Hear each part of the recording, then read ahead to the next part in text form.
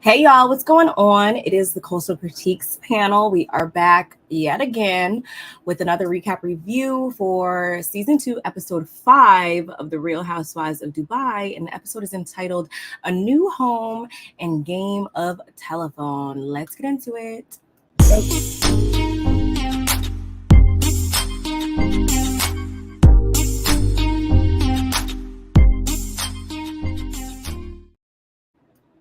Hi.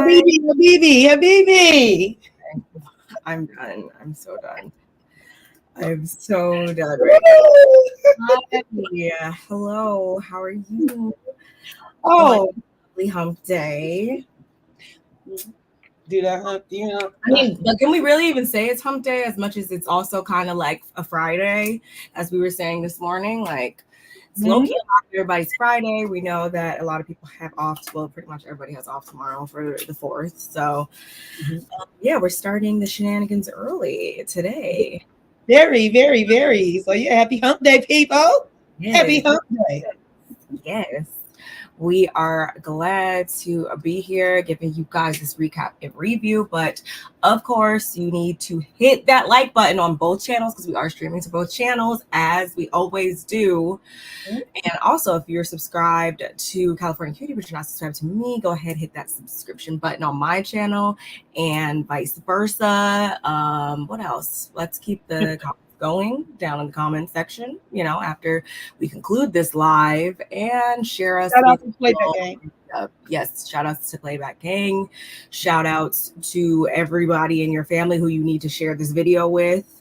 Everybody at work, your colleagues, your math teacher from high school. Who cares? Just share us, okay? But yeah, what did you think of the episode? Like, how did you... I'm trying to think of how I thought of the episode. I'm asking you that. I don't even know what I thought. Because I just watched it. Sorry, y'all. I'm a little busy yesterday. But some things are coming to light, which we already, like, I could foresee some of these things happening. I just didn't think it was going to happen this soon. Yeah. So, yeah, it's just, I'm going to say things are revealing themselves. Things are unraveling and revealing all at the same time. So, but as far as like what I would rate it or something, I would probably give it a 7.5. Okay. I can respect that. I guess I would agree then. I definitely was caught a bit off guard by, or I shouldn't say off guard as much as I was like, oh, I was really hoping that you weren't going to turn into this type of person. But I'm starting to see some weirdness with not even a main one of the ladies as much as somebody else. Can't wait to get into that because I don't even know what she's talking about.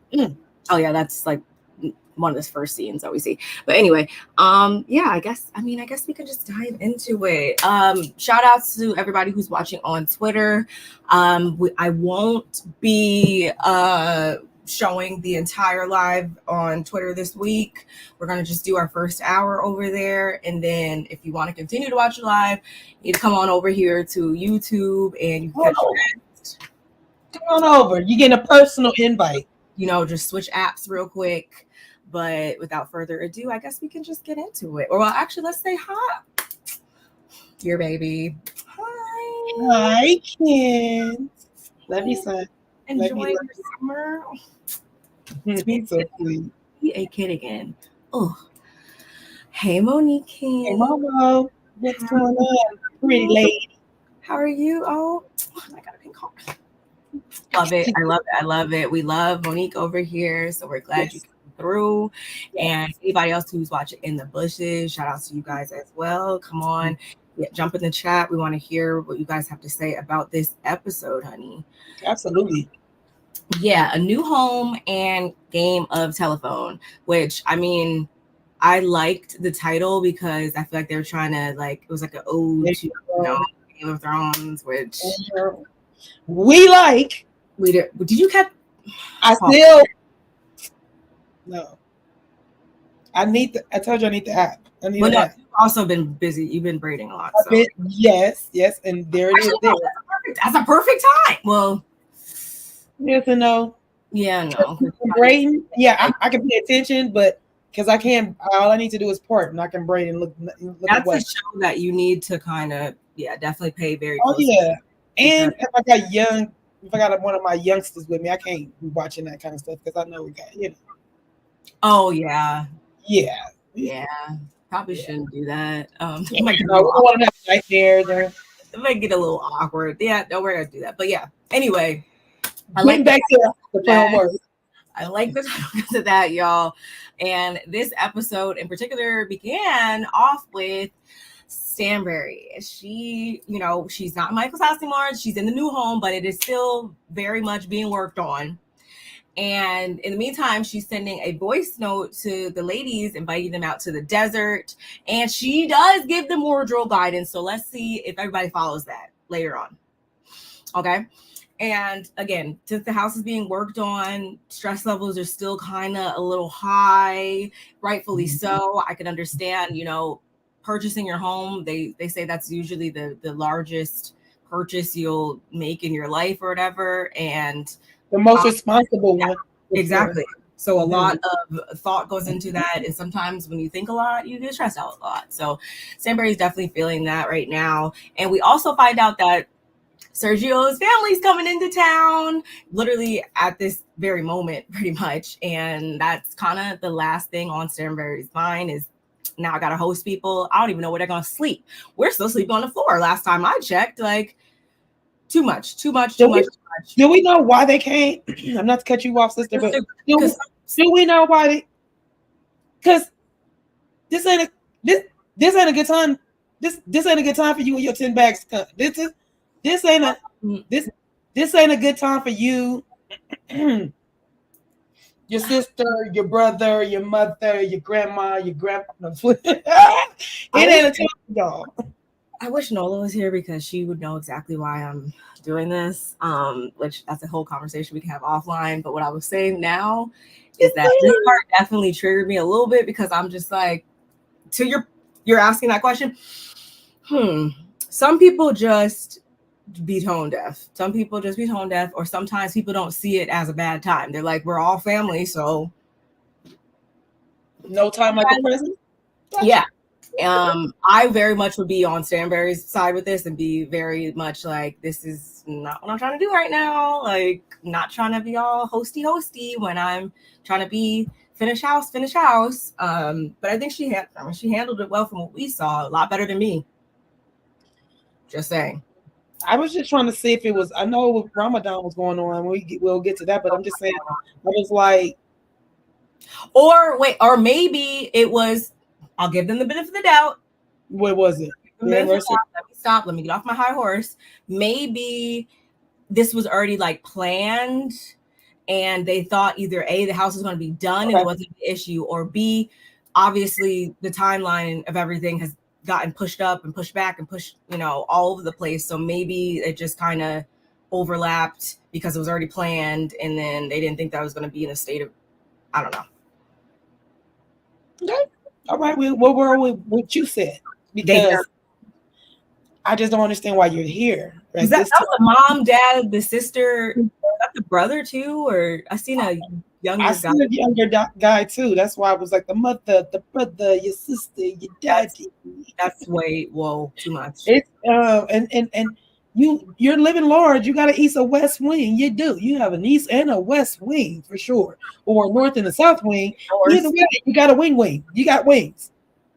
And I also in general don't like to encroach on people like that. When even if the house was finished, I still wouldn't have showed up this soon because they just got out of somebody else's house and they weren't even allowed to have sex over there. So say that again. I just need my own time to unwind and relish in my own space, and then you can come over. Give me like a month, please. And I'm gonna let you get back into it, but yeah, because I'm still sleeping on the floor. So go ahead. I live here. I bought it and I made it, and I sleep on the floor. What are we doing here? Make it make sense. Shout out to them. But yes, y'all, still working on the house. And before we know it, we also get a visit from Ayan.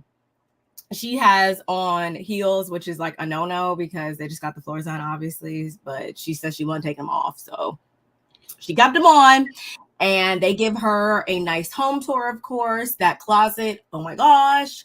There's a lot of nice accents in the house. But the main accent that Stanbury in particular likes, y'all, is, and I know it resonates with my sis because she loves plants just as much as I do. You see, I'm already on that. The 80-year-old, beautiful. Actually, oops, did I put these in? You put them in the wrong area, huh? You put them in the background. She's singing in the background. She over here in the background. I'm like, why isn't it popping up? The pictures is popping up. They're just popping up behind us. But you go ahead and put it behind us. They can see a little gander, a little peeky peek. Oh no! Hold on. Give me 2 seconds, y'all. Yeah. Okay. So here's the thing. Her house, like I said, is 2 wings. When they show it, it's like the door, and then it's like a white area. Boom, it's big. Boom, looks like an apartment, and then next on top of that is another part, and there's the white house of it too. So it kind of wrap around. So in the middle of her house, there's an area where they built like sometimes people put like courtyards right there, but courtyard / sunroom. We'll make it outdoor indoor outdoor room, but inside, and it's gonna be always kind of shady unless the sun gets right on top. So, but however, she puts this beautiful 80-year-old bonsai tree, y'all. Y'all know Karate Kids. Shout out to Mr. Miyagi. Don't play with me.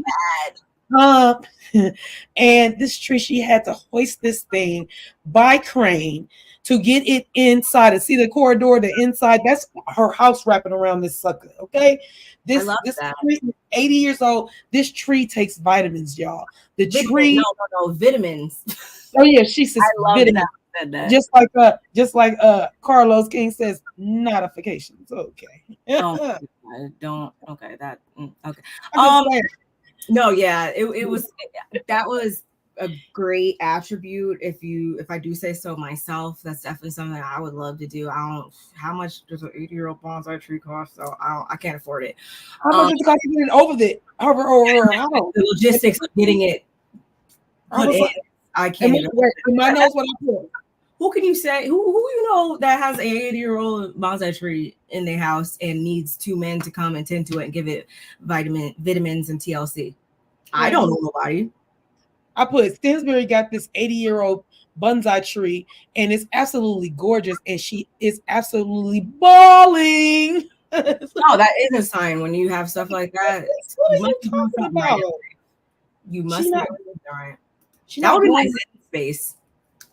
She's not growing the tree. I mean, it's still gonna grow. It's still gonna live, but it's already a full-grown 80-year-old tree, and it's gorgeous. I thought it was a okay. Go ahead, sister. No, I could talk about that all day. Yes, but I mean, all in all, though, the house does look nice. I can't wait to see the final touches and everything.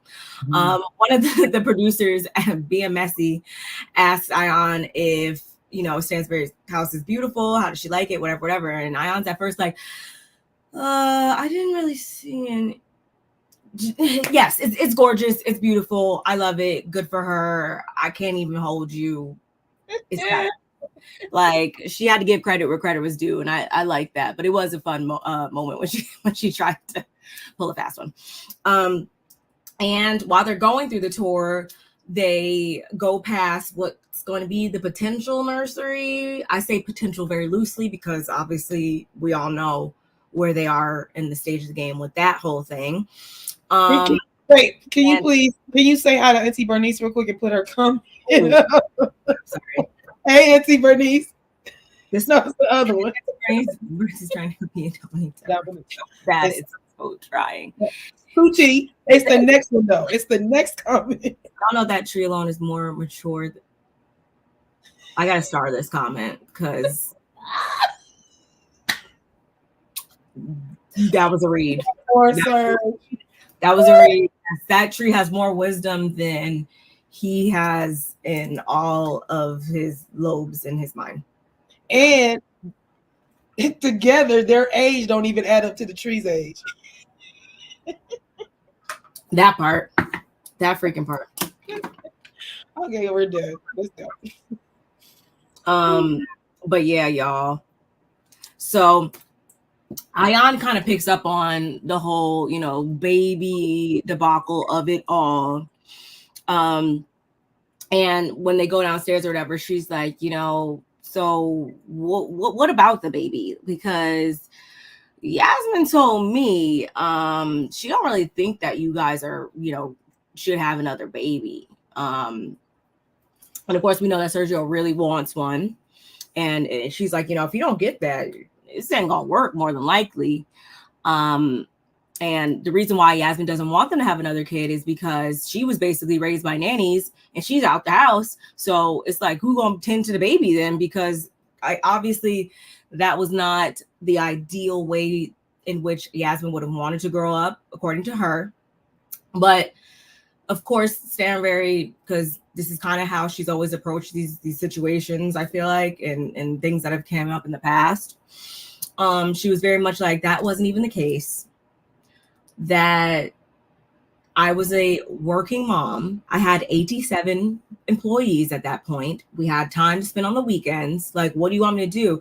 Kiss my dreams goodbye? I wouldn't tell you to do that when you have a child. So, and Sergio was like, yeah, I don't remember his exact words, but I know he said something along the lines of like, she can't make up her mom's decision. Like, at some point, no, like her mom needs to do what she wants. Pretty much run her mom's life is basically exactly. Like. But he looking forward to the baby, y'all. He looking forward. He's all gas and no brakes on that baby topic. He thinks they're gonna have a fun baby, and I guess we'll just have to see. Only time will tell. So revelations, like I was saying, the revelation and the unraveling, when they're simultaneously happening, this was one of those moments, y'all, where we find out Stansberry, it's nothing new. Just want to reiterate when I said this earlier, that Stansberry already is not on the same page with her husband. She's nothing but getting older, like her money. And Sergio is HE double hockey sticks bent on having his kid, right? So we already see the dynamic of that and how it's unraveling, and the fact that they can't do surrogacy in Dubai, y'all. There's no surrogacy; it's against the law. Like, so they gotta, if they get a surrogate, they would have to leave their country to go be with the person that's having the baby. And in this, and I don't mean to be jumping around because it's still gonna tie into my point. I just, that's in itself is a whole nother ball game. Even if she said yes, that's a whole nother dynamic. She's just not moving into her house. So there's a lot going on with that, especially because Sergio is ready tomorrow.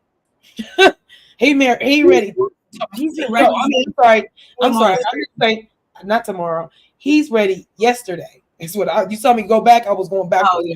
He's ready yesterday.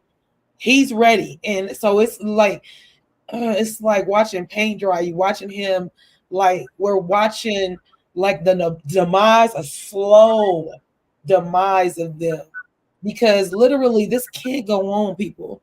Like it's not that he deserved better, but he really deserves better. This is not a situation of compromise. There's in relationships, friendship, in any type of relationship, there's certain things that you can compromise on, right. But there's also other things that there's no compromise. It's either my way or your way. Like, it's either y'all having a baby or you're not. Like, I don't know. I never heard of anybody being in a committed relationship and the one person being like, well, I want a baby, and the other person being like, well, I don't, and the other person's like, well, I'm just going to do it anyway, and then that person is like the parent to the child, but then the other person it's not going to work. Like, there's no way around it. Man, that part, and the fact that even with the nursery, the nursery's not even on the same floor as them. That's like Not disconnect. mind. Disconnect. And then she said, well, all my children were like that. I said, you've been disconnected then, Buki. And You've been disconnected from because your mom literally took you, put you in a boarding house, and you did that. Then you turn around and go do this to get to of course advance your career, or maybe I thought the husband was well off. However, though, why would you in turn do your children like that? Excuse me. Why would you? I mean, some people are less maternal than others, and I don't think that that means that, like, by any means she regrets her kids or anything like that, y'all. We're not saying that, but I do think that the way that she approaches motherhood is already unique. Yes. So with that being said, something else that I feel like we should highlight is the fact that you should never force anybody to do something that they don't want to do, especially when it comes to like having a kid per se, because that's not talk about just wishing trauma and toxicity on a child. Like, that is just grounds for it to go completely horrible, if you ask me. When individuals have kids but don't really want them, like, that comes out, like, that doesn't just go away. So I think that also speaks to him being less than mature, because all I would have to hear is, I want to have a baby. Another person say, I don't, and I'm good. Like, you're never going to hear me bring it up again. I'm going to go about my life or whatever, and you go about your life, and it's going to be done right then and there. I would never try to force a child onto anybody, because it's only going to mess up the child. Like, it's only going to affect them. Sergio doesn't read the room. He's not mature enough to read the room. But he definitely ain't gonna read the child and what is best for the child. He's too wrapped up in being good daddy before the baby, even before the sperm swim. Like, yes, this right here, he definitely has not even thought about his wife and really said, because we go to a part where he says he wants to see her belly big and all these, he wants those pictures. He wants to do, like, so he's wrapped up like how women are wrapped up in the fairy tale. I want to be married and I want to have a baby and I want to pick a fence and this bull crap. They're not being realistic. You can have that. But that's still the shell of what's really going on inside the house. Like, get your picket fence, get your marriage, get your the kids, and have the house and everything. And then when you get inside the house, holla at me at what's going on in there, because that's where it all goes down in there, right? So it's just so sad to see Sergio be wrapped up in a fantasy of being a father, instead of really looking at his wife like, wow. Wife, he's 46, you're going on 47. I know I keep pressuring you to have this baby now. I don't even know if that's even something we can do anymore. Like, you're just hell-bent on saying it to her. And that's why she's very irritated, like your little gnat in her ear. Like, she don't want to hear this. Even in the future, when the child, if they wind up doing whatever, and I saw when I was a child and I look back on these shows and be like, oh, my mom was on TV back in the day. Let me check these out. And I see this, I'm like, oh, well, why am I even here? Like, do you even want me? Like, that's just going to lead to a line of questioning that is just so many unanswered questions and just so much just avoidable stress that I feel like, and by no means am I saying he's wrong for what he wants. I think it is totally okay for him to want a child, want to be a hands-on father, want, this picture perfect reality or whatever. That's totally fine. Although, I mean, we all know that perfect is not reality. But anyway, it's okay for him to want this. But the issue is he's wanting it with the wrong person. And she's also needs to be real. And he shouldn't even moved into that house with her. She should have moved in by herself. And they should just went their separate ways. Because two things can't exist at the same time. And you know what? I'm going to say one other point. I had a baby when my daughter was 17. I had my son. She's my oldest. He's my youngest. And I only had her, I was pregnant with my son when she was 17. I had him on her 18th birthday. So my oldest and my youngest are born on the same day. But let's go. The reason why I bring this up is because the whole time when my daughter when I was pregnant, she was kind of mad. She's kind of salty. She was kind of like, "Oh, son, here you go." Like, I was like, "What are you talking to?" She's like, "Oh, you about to have another baby? What you doing?" Like, I'm like, "What you talking about? Who you talking to?" And she like, "Hey, I'm just saying." What she was like, "What you had a baby on my birthday?" I said, "First of all, the baby is due in February." Forgetting that she was doing February too, and I willed her to be born on March 1st. I really wanted her to be born March 1st. She came March 1st. So when she said that, she's like, "And why you have this baby on my birthday?" I said, "Girl, please." And sure enough, she couldn't go to school on her 18th birthday. She had to stay home with my other kid. Yeah. And I had my baby. But now, who the first one and my twin, my brother, that's my it's like my little kid. Like So they I just remember just bringing it back to 17-year-olds have 17-year-old minds and 17-year-old things to think of. So sometimes you should kind of think of them, and if they say things like she did, like literally out the horse's mouth, "This is what happened to me, and who's gonna watch my brother or sister?" Then you need to be listening, because that's some real tea. And she don't want hands-on nannies raising her brother or sister. It's too much. Yeah. At least the brain stands very. Yeah, that makes a lot of sense. And yeah, usually it is when there's a huge age gap in between your kids. Usually it's going to either come with A, what you just said, potentially, B, what Yasmin's saying. C, there's going to be a lot of potential things that might pop up when that pops up. I have an 8-year-old brother. And when that situation popped out, I'm not going to say I was fully like Yasmin, but I definitely was like, no, why is this happening? How old are you? Huh? Like I was very much apprehensive and less than happy. I will say that.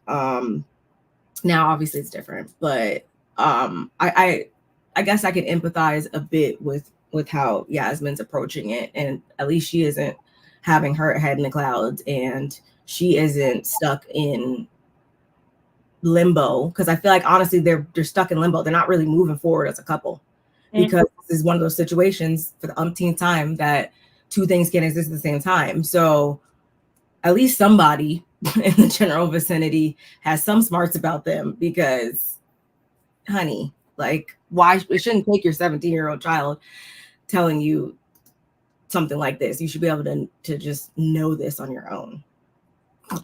Anyway. For sure. Sorry, we dwelling a little bit. Sorry, I just like to get that off my chest though. He should have. Honestly, that's the thing. I think like she seems so disconnected from so much stuff that I feel like she would honestly be okay with him being like, "Can I go just have a baby with somebody else and then we just co-parent?" And she'd probably be like, "Oh, okay." More than happy. She'd be like, "Yes, oh my gosh, and that gets you off my back for a while, human backpack. Yes, please." She seems like she would be totally okay with that, which I could definitely see that happening. Like, yeah, she's giving me that totally, and that probably would have been better for him. But we all can tell. We all got a crystal ball that can kind of tell what's going to happen. Don't y'all think? Then yes, unless it can only end up being one way, unless what they're doing right now is fake. It's either they're faking. So yeah, if it's real, then it can only lead to one outcome. Anyway, y'all. Definitely know that they're not faking. Next scene. Sorry we got on a tangent about that, but it's getting to us, y'all. It's like, what is going on? Two things can exist. Talene and Rafi and the kids are out feeding ducks, which I thought was really cute. Mm-hmm. And then now they're discussing having this baby, which we've heard a little bit about this in the past. But right here, right now, she lets him know that she dreamed about having a baby boy the previous night, although the baby had blue eyes, which she's like, "Oh, maybe your baby then," because we both got. Anyway, we know how genetics work. She was making a joke, y'all. Right. But he goes on to say, and I quote, because I wrote this down because I wanted to read it exactly how he said it. Okay. We have to have a third child. It has to be a boy. That's what I want, and we're going to do that. I hope. He put the I hope at the end. He put the I hope at the end too. Yeah, the I hope was at the end, but no, he's funny. No, that's funny. We eat like the man did whoop whoop whoop, and then put the I hope at the end. Like that's four demands, and then the I hope. And then but I hope though at the end. No, brother. See, this is what we not gonna do. We not gonna do that to the wives. I mean to this. I just thought about something. What?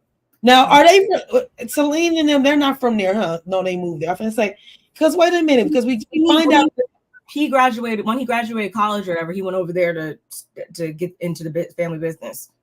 No, because the reason why I say that because what she's like from Virginia or something, right? But isn't one somewhere in the episode they said that the women keep their maiden last name because it's the their father. Sarah said that Talene is she's not Turkish. Talene is I can't remember right now.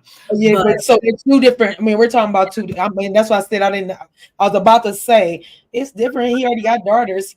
They're gonna carry the last name, but he needs an heir. Like you was saying, he thinks he's Prince Hakeem. He wants a Prince Hakeem, and so it's like, bruh, say we don't get a girl. I mean, we get another girl. Then what?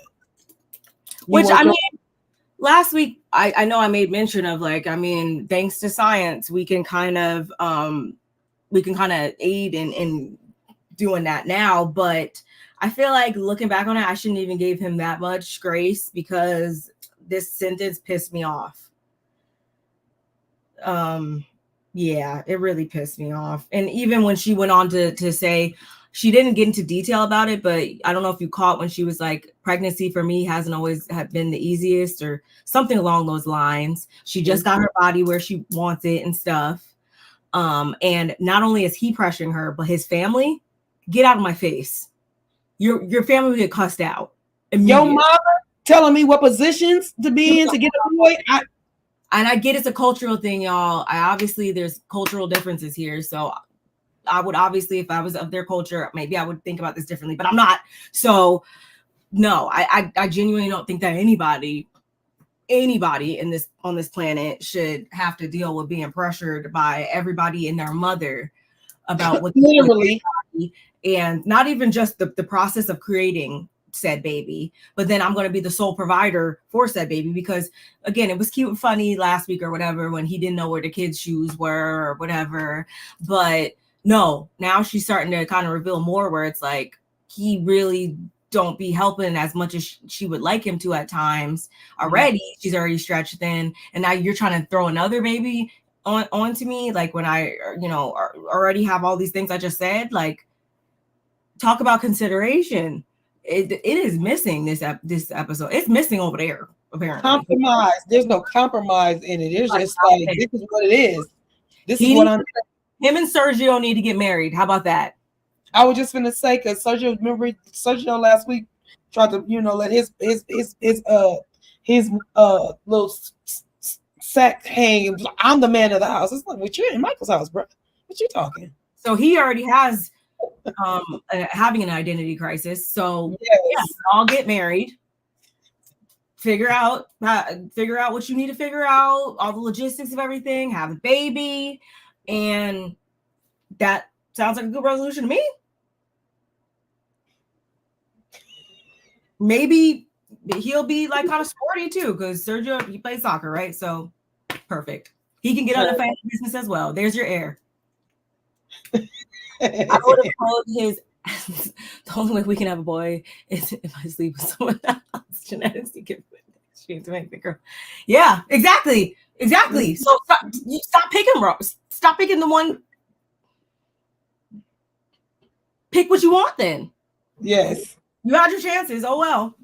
Anyway, moving on, y'all, because this is So that once we got the subject of babies with them, sorry, actually, as soon as I said that, I thought about something else. And then him saying that that Gigi was self-sufficient, like because she's out of diapers. Are you delusional? Is she so she can watch her little sister? She drives herself to daycare. She feeds a little sister. Yeah, she can cook bills. She cooks for the whole family. Right. Okay. She buys their clothes. Yeah, that's giving the kind of husband you are. I'm kind of scared. Yeah, like I'm a little nervous. Turn into, if she's gonna stick around, he's gonna turn into who's somebody that started off. Who's a husband that started off cool and then revealed themselves to be ain't ish. Can't think. Y'all get back to me with that.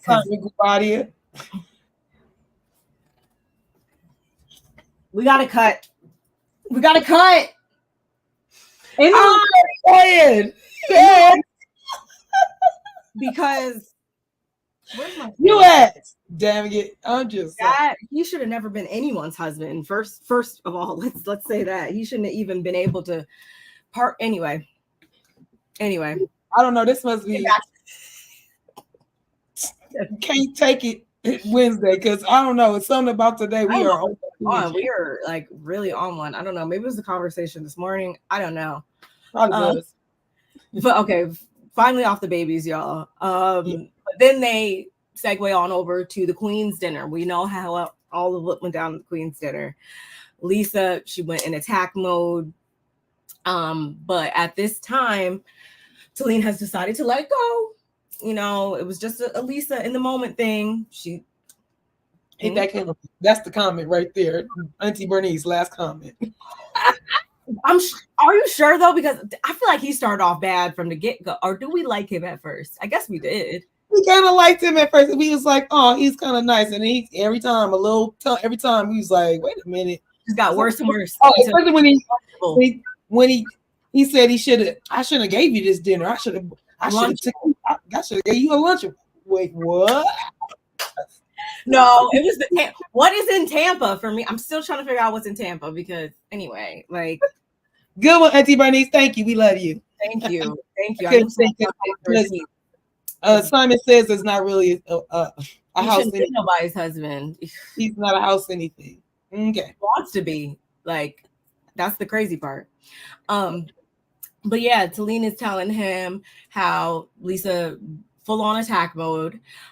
She decided to let it go though. However, once 2 a.m. rolled around, she got a call from none other than Brooks. And Brooks told her that Stanberry. Oh, wait, hold on. I mean, keep that. I mean, you can keep talking. I'll be right back. Keep talking though. Go ahead. Go. Brooks told her that Stanberry told Lisa. This is where the telephone comes in, y'all. Stanberry told Lisa she didn't know why Talene pulled her away from the table. They're not even close like that. And like, don't you get Stanberry doesn't like you, girl? That's what Brooks was probably saying, right? And then we have Talene. Then she calls Stanberry to figure out what's up. So she's like, girl, Brooks told me that you said whoop wop wop and the other thing. So then Stanberry's like, okay, didn't say that, but I am appreciative. It's the phone. Y'all can't see because my green screen. Don't you get Stanberry doesn't like you? Then we got Talene over here. Well, that's what Brooks told me that you said.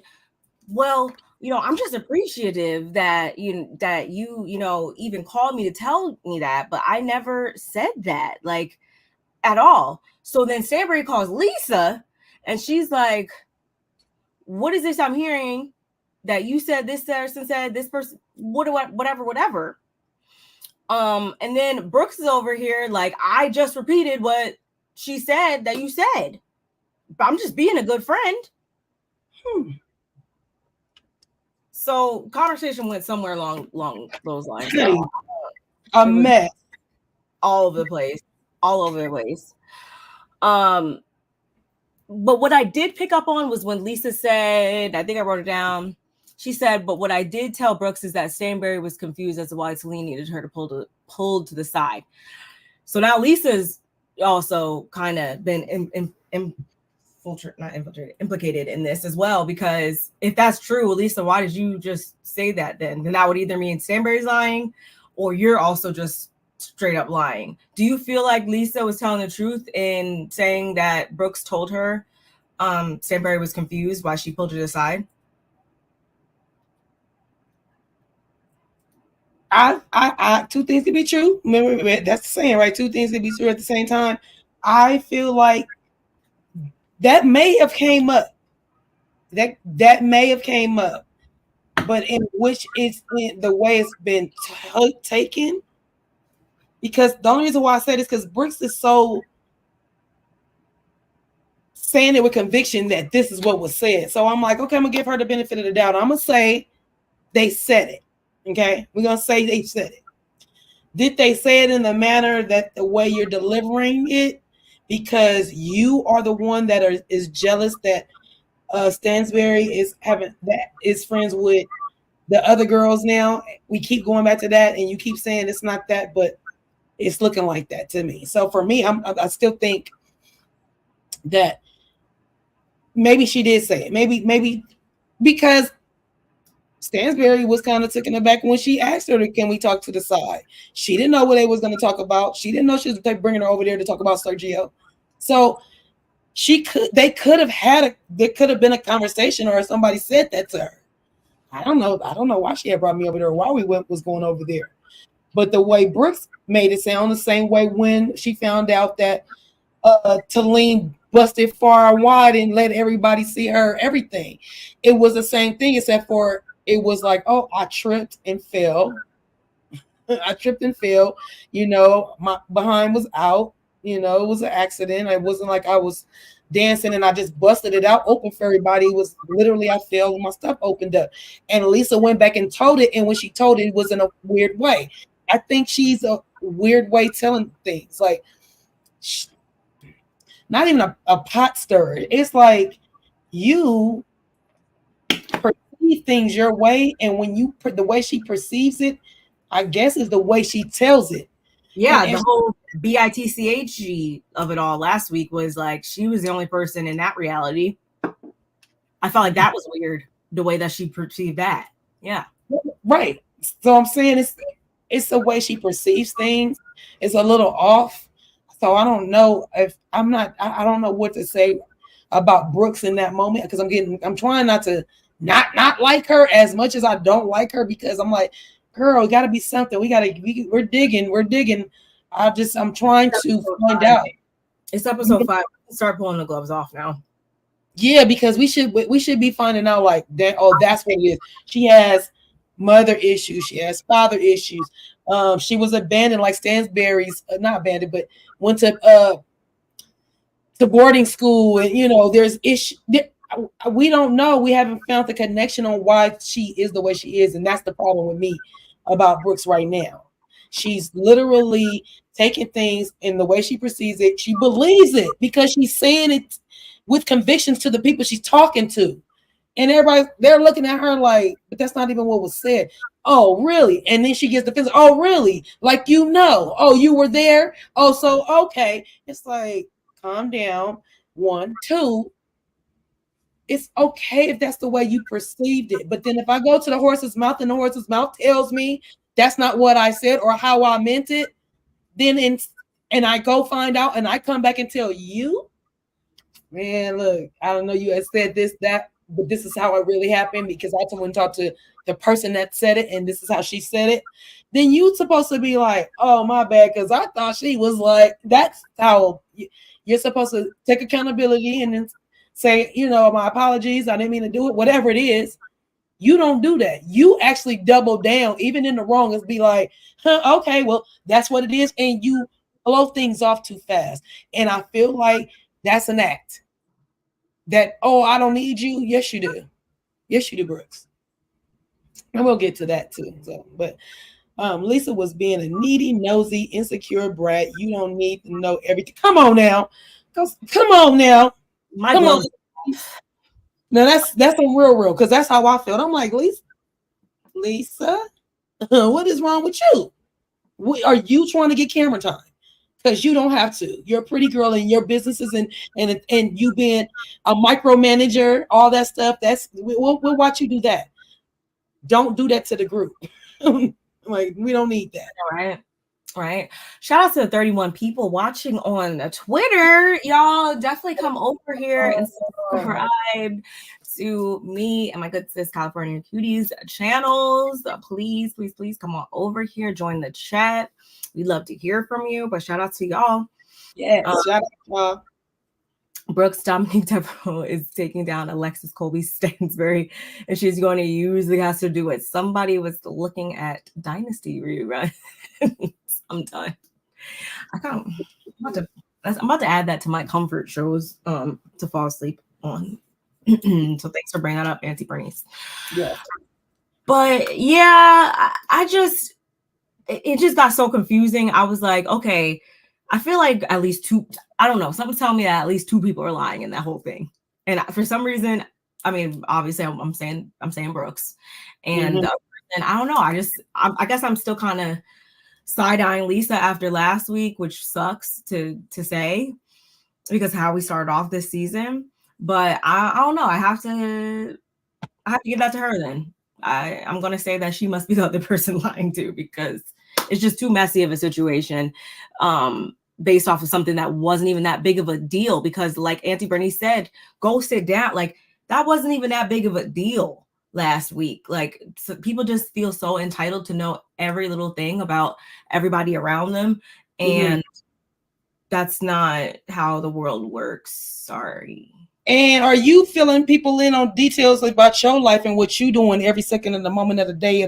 Like, because if you were, then you wouldn't have time to ask me what I'm doing, because you'd be telling me all your business. Or another thing is in Brooks's case. Wait, Brooks's case, or was I going to say Lisa?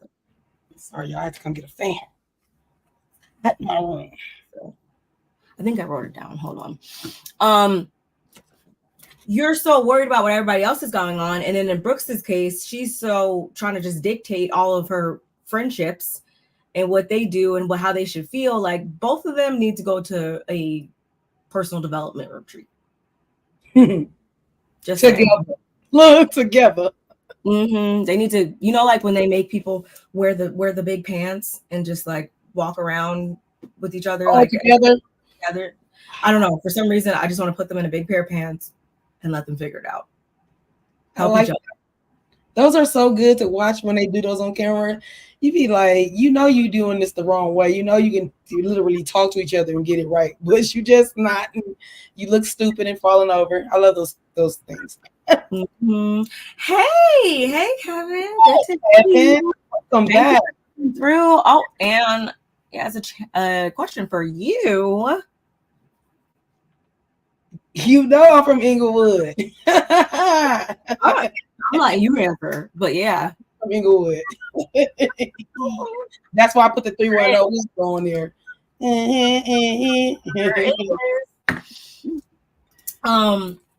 But yeah, it was just so weird to have all of this spill out from a situation that wasn't that big of a deal, in my opinion. But in the end, Rafi tells her that, she's you guys have been good friends. So tell her, as a good friend, I'm requesting you to stop, doing this. And he also tells her to choose her words wisely, because as we just said, y'all, and broke it down for y'all, Brooks at times, we know how things can go with her. So hopefully Lisa, hopefully Talene goes into it the best she can. Moving on to Lisa, we get this quick little moment with her at a photo shoot for her brand, which is called Mina Rowe, right? And she lets us know, once again, they've been doing so well. They're good with the CFO, aka her husband, Rich. And because of that, she is deciding to launch a skincare brand as well to accompany the clothing and stuff, right? And the skincare brand is aimed at preventing and reducing the signs of stretch marks or whatever. And she also said something about a lip balm I heard that can be rubbed on the nipples. I thought that was cool. It is cool. It was a genius thing because I do know that like they get like chafed and stuff and all that. So I think she's really doing a great thing and putting out some great products. If she doesn't continue to make me upset, I might think about in the future when I decide to embark on that journey, maybe I'll try your products out then, Lisa, but you gotta stop upsetting me. Anyway. But yeah, she just does like a little photo shoot and stuff. And she's like, you know, I have a whole team, but it is really hard for me to relinquish like the control of everything because my brand at the end of the day, it's my fourth baby. It's my girl that I never got. Like this is so sacred to her. So I definitely understood that. And that's something that kind of resonated with me because I'm just like, okay, at one, you know, speaking things into existence, right, y'all? Like one day I would love to have a team, you know, and I can understand where it's like, okay, you get so used to doing everything yourself. You get so used to, you know, knowing exactly how you want things and whatnot. And to just put your full trust in another individual to bring your vision to life it can be very difficult for people that are used to just having that level of control. So that's something that I definitely can empathize with her on, which is nice to feel that way because again, I wasn't really seeing it for her after last week, if I could be 1,000% honest with y'all. Agreed. I agree with you on that. It is refreshing to see her love her job, have so much passion for what she likes, and that's the way your business works. Like if you look at it, most of the people in business that's doing beauty brands, they love their products, they believe in their products, they really love their products. So it's really good to see her, you know that she had a baby, and the fact that those underwear has something in it to help with stretch marks or something she was marketing.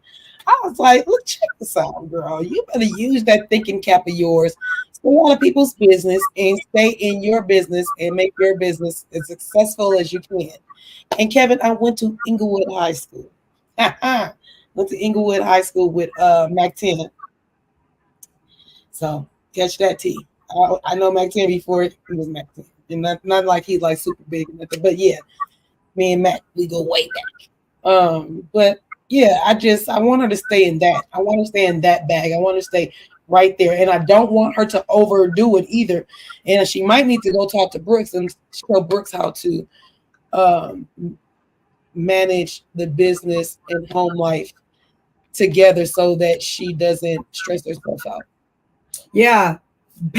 Big pants. They can learn a lot from one another in that regard right there. See, they got more in common than they thought. And maybe that's what actually we forgot what we thought about last week. They actually have been hanging out apparently. So hopefully it works for her and them. Right. But yeah, it is. I love seeing the Housewives in their element, doing their thing, like, you know, being, you know, bosses and all that. I love seeing that. So I am glad that we got a bit of that in this episode. Okay, this next scene, I feel like we're going to spend a bit of time on. So don't forget to like the video, y'all, on both channels. Please. And thank you. And Dorsey Don's in the building. My husband went to Dorsey, almost went to Dorsey. And I love Dorsey because we both, our schools wear green and white. So you all good with me, Kev. All right, go ahead. So fun. Gosh, like, I guess because California is such a big state in comparison to Jersey, like, it's just crazy. It's a big state, but it's also a small state at the same time. It's crazy. It is. So this next scene, y'all, how do you pronounce his name? Akin. No, why is it hard for me? Like my son's name has, like, I call my son, it's McKin. Oh, I can remember it now. Yeah, that's how I think. That's how I think of it. I think about my son, how he goes by Kins, and so I say, oh, like Kins. Remember this moment. Okay.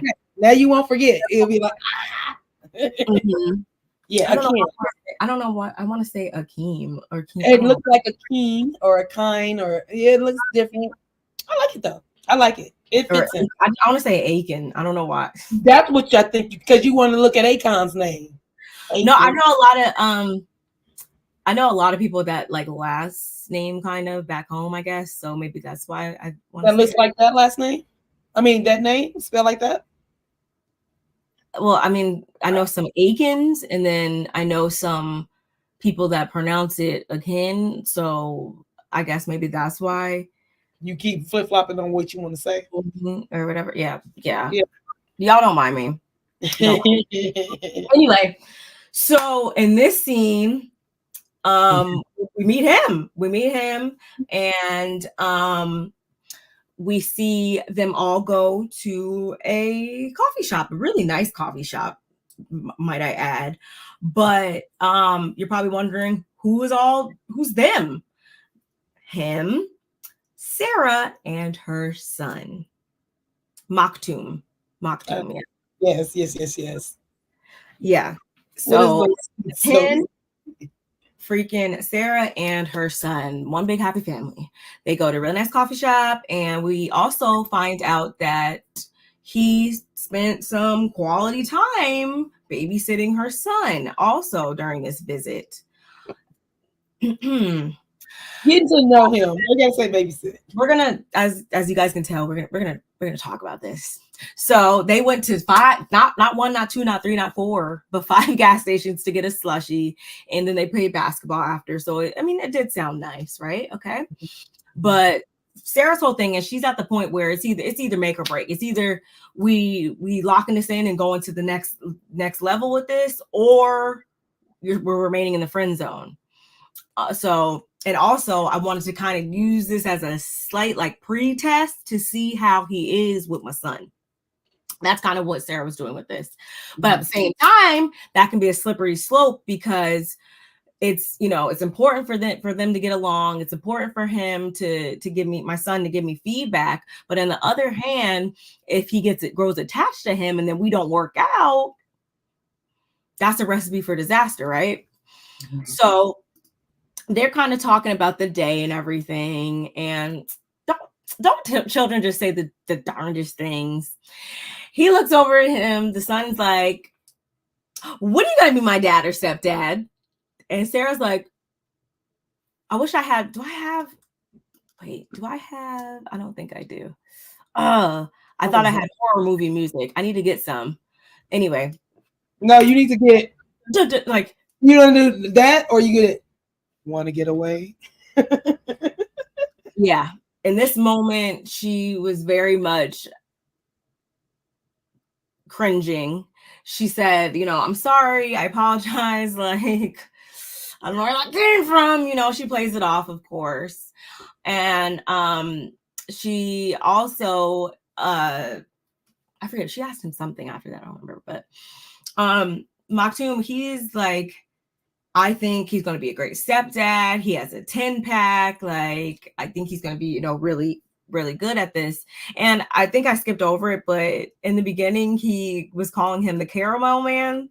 And then he said caramel production. And I was like,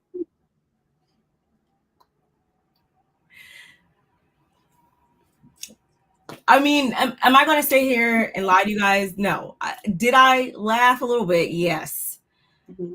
But at the same time, was I very much like, like, was it also a pained laugh at some points? Yes, it was. But I'm gonna let you go first.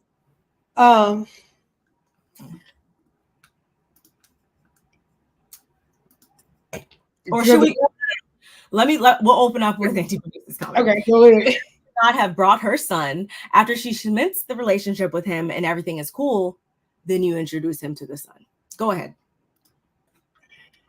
And in that order, okay, in that order, let's go. couple of things I was thinking. The reason why it took me a long pause is because I was thinking about the fact that later on in the episode, there's going to be another scene with Mr. Carmel, and there's some things going to happen. We're going to discuss them, but it was like I feel like now in that scene, bringing this scene, I feel like she might have been telling the son she's saying she's sorry and stuff. And at first I thought, oh, that's cute because it's just how he feels. But I'm thinking she's always talking to the son. Maybe she kind of probes him to make him like him more, or figure some things out, or even ask certain questions or say certain things to get a rise out of him or see what he would say. But then that's why she's apologizing, but not in a way like, I can't think of how to say her son's name, but Maktoum. It's like, I don't know if she's saying it in a way to where he just gets it, so that's how he's able to ask those questions. And when she's like apologizing, he's not like, no, but mommy, that's what you said. That happens to mothers or parents. Like, but no, mommy, you said that. Like, she probably said Caramel Man first, or Caramel Seduction. That's what I was. He's very sharp little boy, but at the same time he said that, and I was like, okay, either he's too sharp, or where did that come from? Wait, what? That's what I'm getting at. Like, are you talking to him in this way? So that's the way he feels, and that's why he's able to.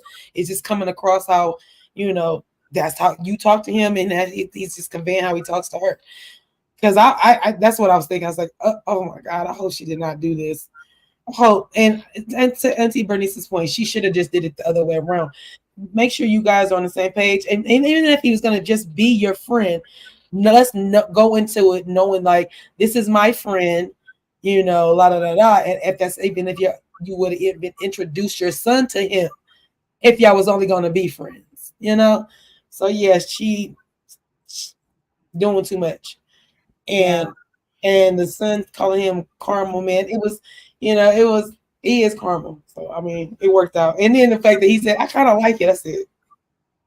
Yeah. He like it. Because he's been, I'm not going to say he's been asking or nothing like that, but obviously this has been a topic in the household. This is like a area in the household that has like a blank space or whatever. So she should have known that, like, especially at his age, like this is going to affect him in one way or the other. And hopefully it's positive. I hope it is. But I do think, and even given their relationship and how close they are and stuff like that, like, it is going to obviously impact him in certain ways. And I just think that she should have been very, very, very, very, very, very, very more careful than I think she already is in this instance, because it's like, we already heard from him. Excuse me. Sorry, y'all. In like the first or second episode, right? When they were talking about, when they sat down the first time to talk about this or whatever.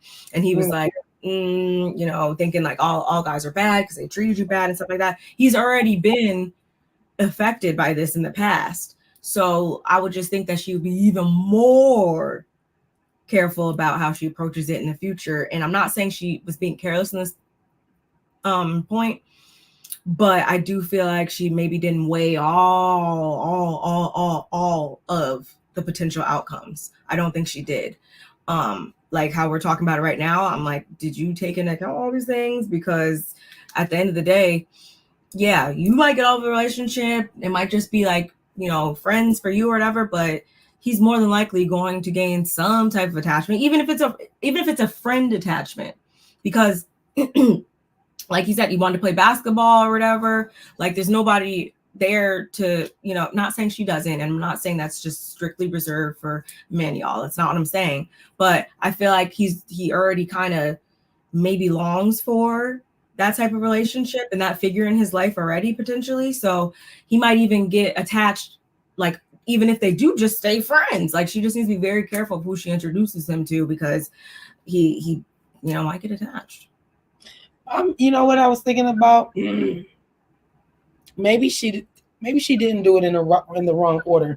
Maybe she needed to see them interact to even see that he is potential to be her boyfriend. Because literally, let's say they become boyfriend and girlfriend, and then she introduces the son. He don't really get along with the son. Wait, what? Then you're like an odd place. You're like, why did I? Too. There's a sweet spot there, y'all, and we can't give you the answer as to when that time is. You just really got to use your own intuition. I don't think you should wait 8 years. I don't think that. Like, I don't think it should be any crazy amount of time, like the day before the wedding or something. Because of what you just said, because I have seen it go left that way too, where the people waited too long. But we're just saying, like, she's not even calling a relationship yet. So it's just like, are you sure, Sarah, you're going about this the West way? Auntie Bernice says Sarah is having adult conversations with her son like he's an adult. He's a child with his own expectations and fears. And also, and I'm not trying to like put this on saying that, oh, because I'm a woman, I just think that I know everything and I'm just the most mature or anything like that. But we know that, and we actually were talking about this before we got on live, right? That, you know, we all mature and, you know, reach different points at different times. And, you know, I'll tell you right now that my husband surprises me every other day sometimes with certain stuff. Anyway, but with that being said, it's just like maybe Sarah is assuming at the same time that he's more mature or able to handle more than he really is too. Maybe at her age, she might have been able to handle this, or she thought, you know, she came to these conclusions during her adolescence. So she just kind of makes that assumption that, oh yeah, he can handle this. We could talk about this or whatever. But I do think that there's a such thing as exposing your child to like too much soon. Just like on the flip side, you don't expose them to enough, and then when they leave the house at 18 and go to college, on the roof getting expelled 2 weeks in. So there's a sweet spot with that as well. I agree with all of it. Yes, you can say the boys traumatized from relationships with the men. Yes, so you need to be even introduce them. Yeah, I don't think she should have introduced them at this point in time, at this juncture. Not in the way, especially because I don't know. She did say this is my friend, and she kept saying it to him. That little boy's not stupid. He can look at her just like everybody else is looking at her like, no, you attracted to this. He knows why people hang out sometimes. Like, not saying that men and women cannot be friends or anything like that, y'all. I'm not saying that, but I'm just gonna leave it at that, y'all. I'm just gonna leave it at that. And yes, Auntie Bernice is 100% right. And also, last thing, this is happening on TV too, so that adds a whole other layer as well. It's just weird. It's just weird. I was trying not to be so judgmental when I first realized what we were doing as soon as the scene opened, but I would be lying if I didn't say everything I just said, y'all. This was a slippery slope. Yeah, it's weird. It definitely was weird. Yeah. Moving on, y'all. Ramadan. It is the month of Ramadan, and it's the first day at this point. So Saba, Brooks, and Ayan and Sarah, they all are meeting up to break their fast and everything. And of course, homeboy's still in town, so he's coming along too. And when they walk into, and I forgot to bring up the pictures, y'all. So when Sarah and Akin walk in, literally Ayan's face was like, she was like, oh, I keep going to the wrong pictures. I need to delete those. Sorry. It was more like this. She was like, wow. Oh, big boy. They were all very much like, wow, like, okay, giraffe man. Brooks looking like, I will eat him alive. And I feel like yeah. And Ayan is giving him a look of endearment, like, you're gorgeous like me. Literally, that's it's me. That's exactly how I see it, y'all. So they were like mesmerized in their own ways or whatever. That was everyone was like, wow, what a good looking couple. And yeah, Ion literally is like, you are a good looking man. And Sarah, she's like, oh, well, he's a model. Go figure. Like, get this. And I was like, oh my, see, aha, I knew I could spot one, which I did think that was a funny part. Yeah. We also find out that he's Muslim. And we also find out that, let me put our background up. What am I doing? We find out that Ayan is also, or she was born, she's brought up Muslim. I didn't know that. Did we know that? I didn't know that. I didn't hear that part, and I didn't want to go back because I knew I missed something right there. Is that what she said? Okay. Mm-hmm. Okay. I didn't know that. Oh, I meant to bring. Maybe I'll do it at the end. I meant to bring up who the actor was that. Oh yeah, because I don't know who that is. I'm gonna bring him up, and I feel like if you are really here with me, you'll definitely be like, yeah, I could totally see him and Sarah together. I looked him up. I'll bring it up later. So Sarah also, I appreciated her educating us on Ramadan and the practices involved during that month, because this is Sarah's role on the cast. We've talked about this before. And so they eat and everything, and directly following them eating, the line of questioning ensues. So everybody's asking him different questions and stuff. And Sarah, though, she doesn't have any issue with it. And that's what makes me believe that everything that we've been saying about her is right, because she was totally okay with that. She knew her girls had her back. And Brooks, she also started to kind of like look at them like, wow, this is what I want, for me and my son and stuff. And I guess this is, Brooks definitely wants to be in a committed relationship any one of these days. So who knows? Hopefully he got a friend or a brother or somebody. Who knows? And then after their line of questioning, they start to talk about the other night, and mainly Lisa. I want to say they start talking about Lisa and how she just snapped, and they don't know like what's going on with her, but clearly must be something going on because she's snapping and she seems to be stressed out.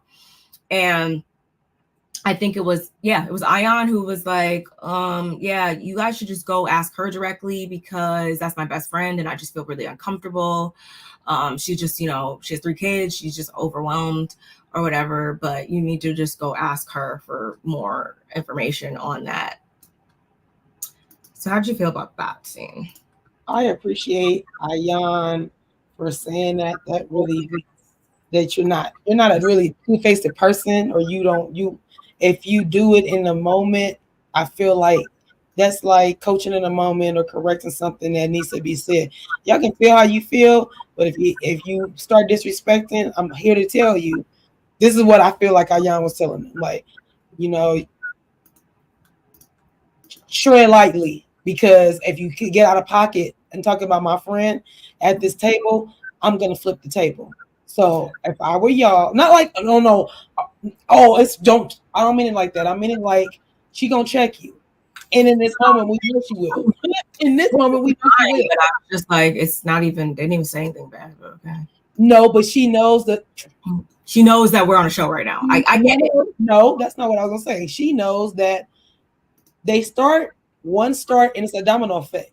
It will, until it gets to the person that don't like her the most. Or in this, make a moment because we're on a show, and I'm not about to give you that on this camera. Like, that's not going to happen. That's my friend. Okay, I see what you're saying. Yeah. Friendship, and you thought you were about to. And I like how she did it in a cute way too, instead of being like, listen, because then we would have been really looking at her weird, like, girl, why are you freaking out? Like, we're just asking you a simple question. But she's like, I know what you're asking me, and I'm not even about to react that way or give you that. Mm-hmm. Yes, Auntie Bernice. Don't ask my neighbor. Oh, come to me. Well, that reminded me of my mommy. Don't be afraid. Hey. I can't sing, but because I'm more of a dancer. But don't matter. I know what song you're talking about. That's the emotions, baby. Oh, here he is. Let me share my screen real quick, y'all, and show Okay, you. yes, please let me see Cutie Pie. That they was like, cause Brooks was like, oh yeah, she got good takes. Oh my goodness. Yeah. Oh my good. Oh my good. Okay, she's a woman after my own heart. Are you Like, surprised? Like, I instantly saw him and was like, yep, I can see it. nah, because she's a really pretty lady, and yeah, I can see that she likes to look at pretty things. He's a Dolce and a Gabbana. Wait, or no, just I was going to say he's a model because he looks like a model. He's fine. He's an actor though, right? Let me see if he has a model. He has to have model in there. Yeah, and singer, but I mean, Michelle. His name is Michelle. Michelle Maroney. Michelle, or maybe I get or might I don't. Like, yeah, however you say Michelle. it. It's Michelle. Or unless it's Mitchell. Yeah, that was Michelle. Mitchell. Yeah, he's from Italy. He's Italian. Oh, he looks every bit of that. He is a cutie pie. Yeah, girl. Go on, girl. But Carmel cute too. I'm here for it. Okay. Thank you for bringing him up because I heard the name, but they said it so fast. I was like, I'm not. I was like, it must be one of those names that I'm not going to catch it. I would have to pull my closed caption up so I can read it, and I wasn't about to do all that. I was going to get through it. I instantly looked at it because I'm nosy, and instantly wasn't surprised. Not at all. Like not even a little bit, but sheesh. But yeah, y'all. That scene. I knew that the ladies were going to do the whole questioning thing. I knew that they were going to, have whatever they wanted to say and all of that. And I knew that Sarah was not going to have an issue with it. So nothing in that scene surprised me. The thing I mainly appreciated the most in that scene was, well, one, Sarah looked really pretty. They all looked really nice, but I felt like Sarah looked really pretty in this yellow. Man. I mean, he's attractive. I'm not going to say he's not attractive or anything like that. The other guy is more attractive. Yeah. Oh, yeah. He's not my type. But you know what? He is like a young Boris, though. I mean, he's half German and half American. I can see it. And I was like, oh yeah, that's a Boris Kojo type, just a cutie pie. And I would love to know how tall he is. He looks, he's a. And when he took that shirt off, I was like, oh, the dips. Well, the six pack is fine, but it's the dips that was going. I was like, okay, I don't want to be looking at somebody else's man, and I got my own husband. But oh my eyes work, y'all. They do work. I'm gonna just move. I already got a fan myself. Yeah, no, not mad at it at all. Trust me, I got eyes too. Next up, y'all, we get this one-on-one with Talene and Brooks. Ooh, we're gonna start getting juicy. We get this on. Oh, actually, y'all. Hey, if you guys are watching from Twitter, come on. You thought y'all was slick. Y'all thought y'all was slick. You gave y'all 18 minutes longer. Y'all thought I give you extra time, but y'all, come on over here to YouTube. It is Bar Meets World on YouTube. Come on over here and join the chat. But we're gonna get up. Say hello. Come say hello to California Cutie. Y'all in Barb's Twitter chat. Come say hi to California Cutie if you can. If you care to. You don't have to. Just saying. But we would love to have y'all on over here. So yeah, y'all. Talene and Brooks, though, we get this sit down and nothing came of it. I'm sorry, nothing came of it. No, I'm sorry, nothing came of it. No, I was reading Auntie Bernice's comment. I was responding. No, I was reacting, not responding. Oh, excuse me. That's what I was doing. I'm sorry. I used to be like literally in love with Boris Kojo, like literally. Oh my God, I used to be so in love with Boris Kojo. He kind of reminded me of my older kid's father, but Oh my God. But I used to buy the Vibe magazine strictly for him, not for the Vibe magazine. I bought it for the Calvin Klein ads because he was either doing the sunglasses or he had the Calvin Klein underwear on, or some Speedos or something like that. And let me tell you, Auntie Bernice, let me tell you this real quick story, y'all. Story time with Cutie real quick. One night I was at a club and I'm in line and I walk up and Boris is in front of me. Boris, you are not in front of me, and I'm in love with you, and I've been in love with you before I knew your name because I was only buying the Vibe magazine. Let me tell you, the first time he was on TV was on the Steve Harvey show. First time I ever seen him was on the Steve Harvey show where he was the principal or the teacher, where he was a teacher. Yeah, that show. He was the waterman. He was going out with the one that Steve Harvey really liked, Raquel. He went out with her, or she was Gaga over him. He was the water boy. He went in there. So when he came on the screen, I was like, that's my man. That's my man. I got to see what's the credits going to say. What is his name? And it said Boris Kojo. I didn't know what Kojo meant. I didn't even know how to say his name. I just knew Boris. The reason why I knew Boris, because my mom's name is Doris. Okay.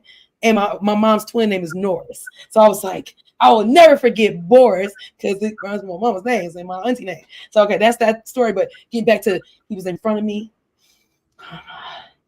I'm trying to pull it together. I was married. I wasn't married, but I was with my husband. So that's the only reason why I didn't like really try to talk to Boris, or I would have. I'm that girl. I'm that girl. I don't ain't waiting on no dude. I don't wait on dudes. If I like you, I'm going to tell you, or I'm coming to come talk to you. But anyway, Boris is in front of me, and I don't know what to do with myself. So I don't do nothing. I let him go in the club. I don't do nothing then.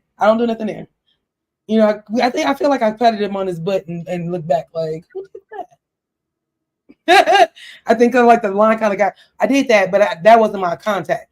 So we're in the club. It's like a lounge. It's like a restaurant, and I got a dance floor. So it's like a little thing you go around. So me and my girlfriend are standing here talking in the restaurant part of it. Boris walks in between the two of us. Oh no, you playing with Cutie too much. You playing with Cutie too damn much. So he walked by. This time I grabbed his hand. And he kept walking, but you know how your hand lingers until your arms stretch out to you. And he just like gave me the hi, and I just gave him a hi because I was just like, boy, if I wasn't married or on my way to being married, boy, and I don't even think, I didn't know, he probably was dating Nicole at the time. I don't know, but they probably was dating. And my husband think I look like Nicole, his wife, which is funny. He's like, you put me in a minor. But anyway, that was our thing, and I let him go, and he was going to go talk to another lady, so I didn't mess with him no more. But that's my Boris Kojo story. We met Tyson Beckford too, but that's for another time. We'll do that another time. But yes, Boris Kojo. I was so happy. I got to touch his hand.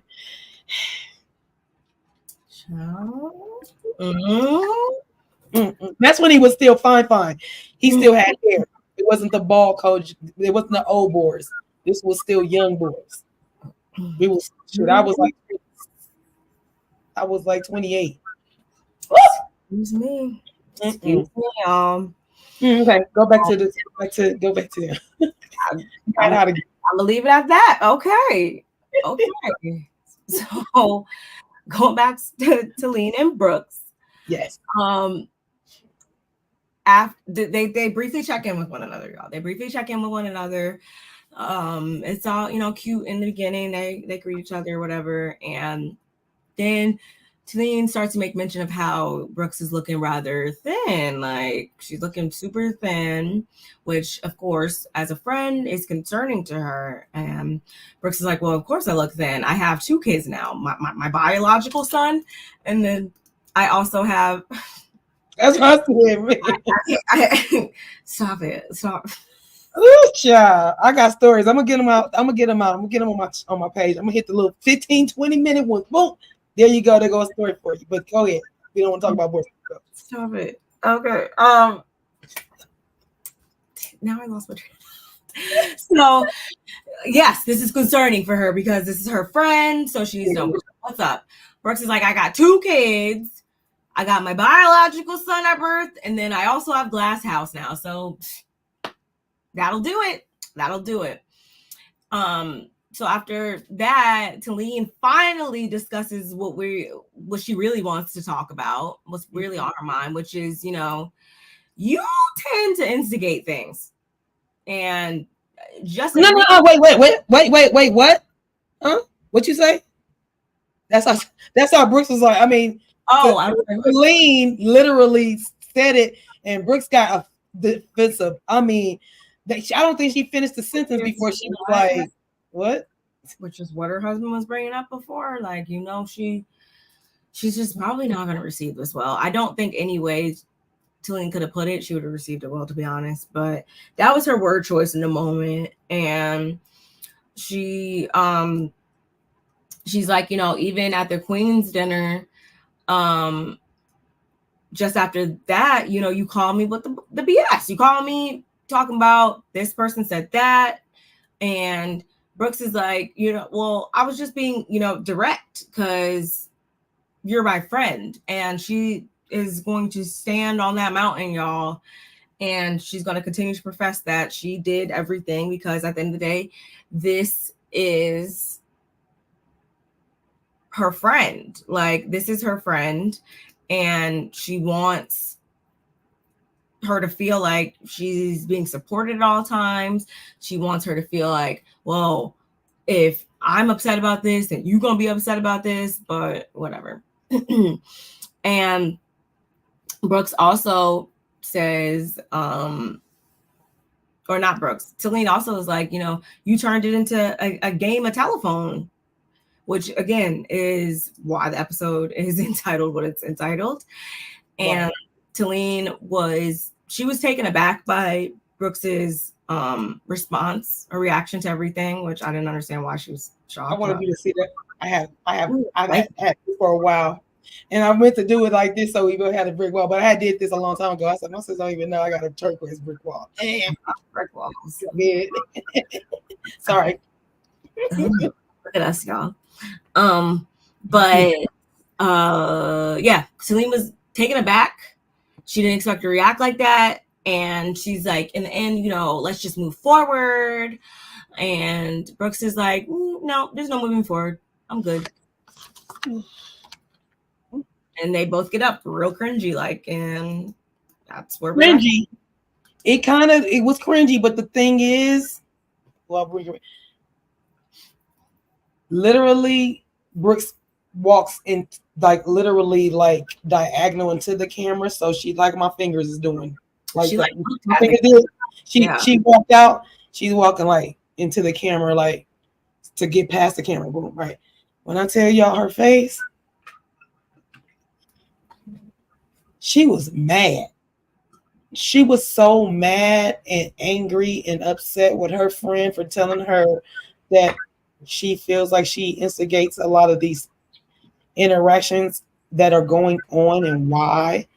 And I feel like if that's your friend of 10 years or more and she's telling you this, why are you taking well, we know why. Why are you taking it like that? But a hit dog gonna holler, and that's what she was doing. And she's mad because nobody ever stands up to her, and when they do, she pretty much dismisses them. And so in this moment is where we find out Brooks is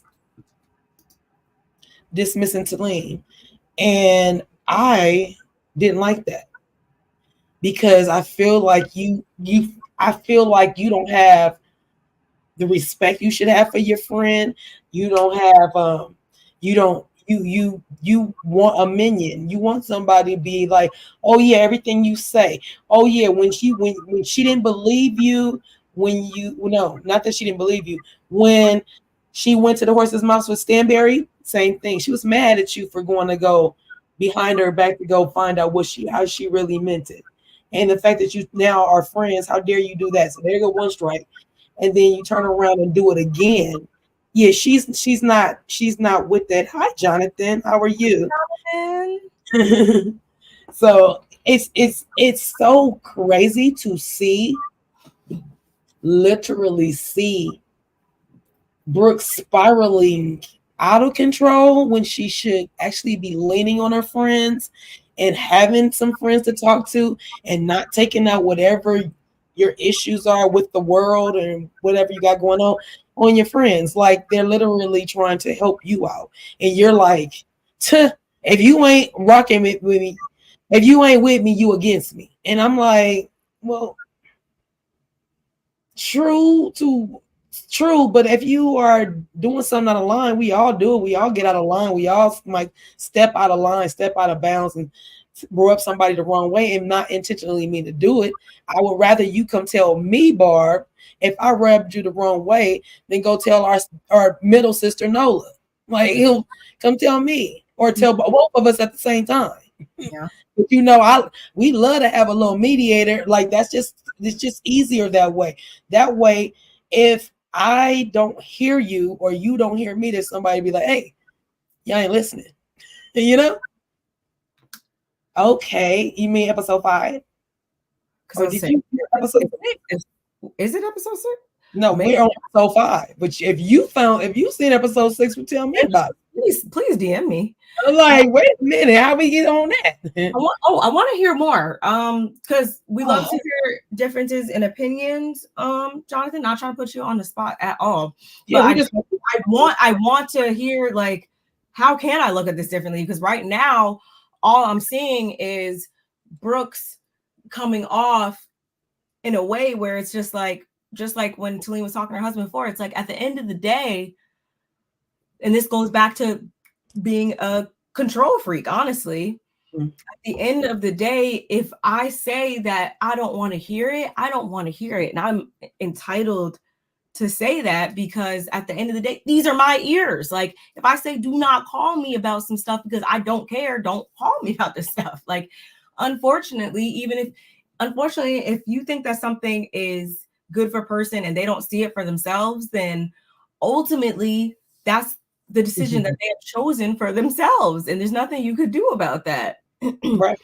I don't know how else to put it in between those two things can't exist at the same time. Definitely can. Dominique Devereaux can't take criticism, and this episode proves it. She will never say sorry. She's related to Betty. Charged by any means. Yeah. She's related to Stormy's mama. I ain't saying sorry. I'm not sorry. Sometimes that's the thing. Like if she would go to the damn healing sessions, she would know that a lot of times, y'all, it's not even that you might not be a control freak in just everything in life, but there might be certain areas in life.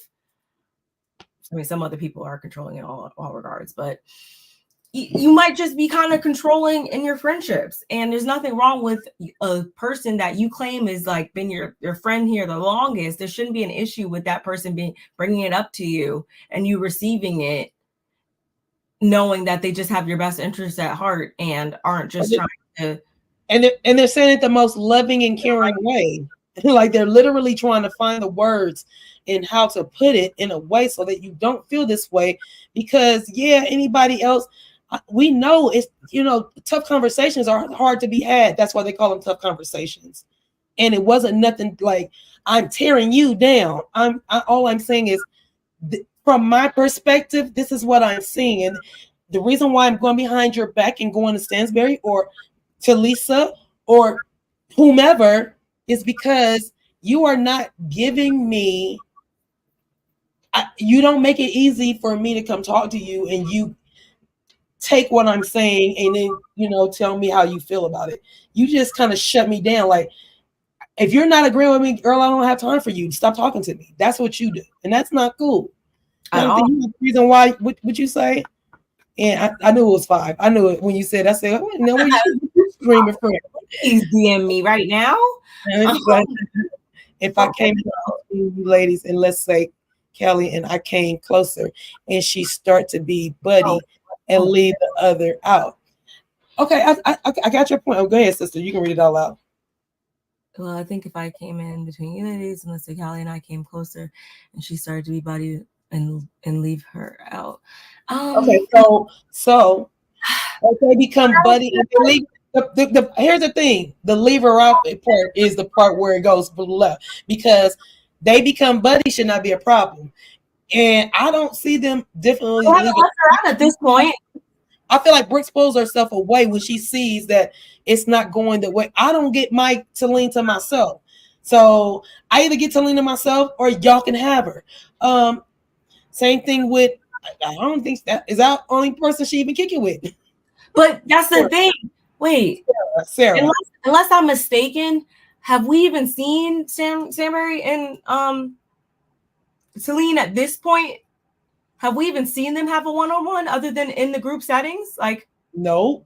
So it's not that they're even extra chummy. The thing is, I think for me, it's just like, and I don't want anyone to think that I'm just over here ragging on Brooks and everybody else is without fault.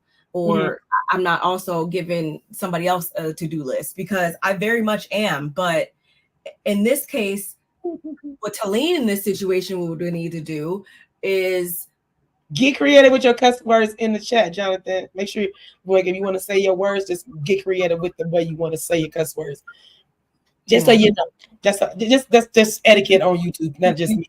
So annoying. But my thing is, like, Talene in this situation, there's nothing wrong with hearing a friend out. I don't think that at any point she cut Brooks off. I don't even think that she even just immediately refuted what she was saying or anything like that. I think that she did what she was also supposed to do. And she took what her friend said. She did her research, figured out whatever, made, amends with the situation as much as she could. In this case, is with Stansbury, whatever.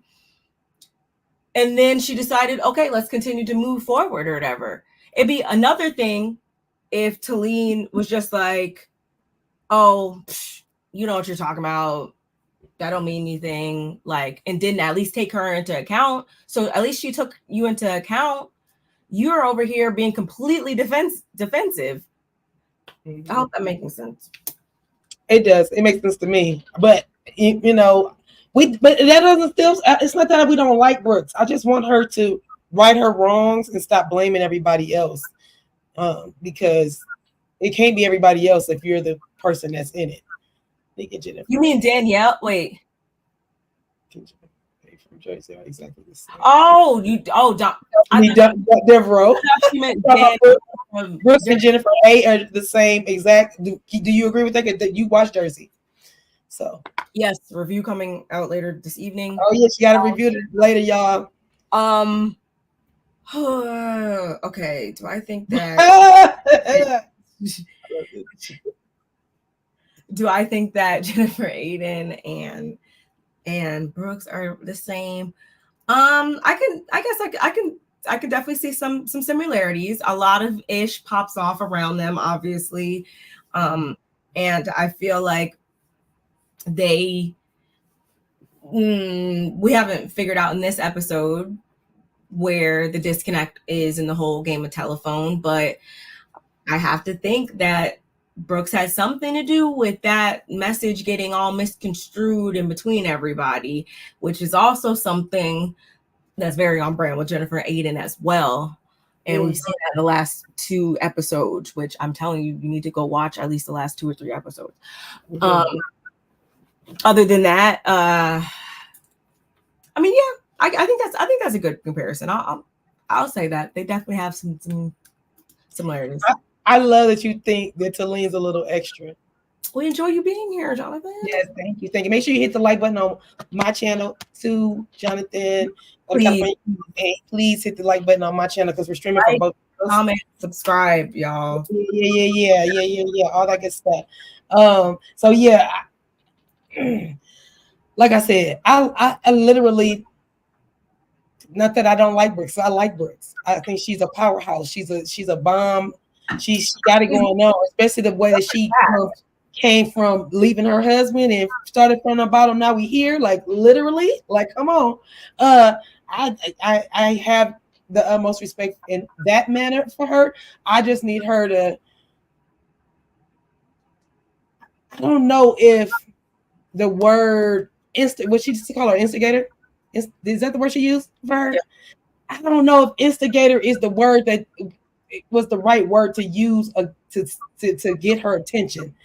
I don't know if there's a better word. I'm just saying I don't know. That word kind of feels like ugh.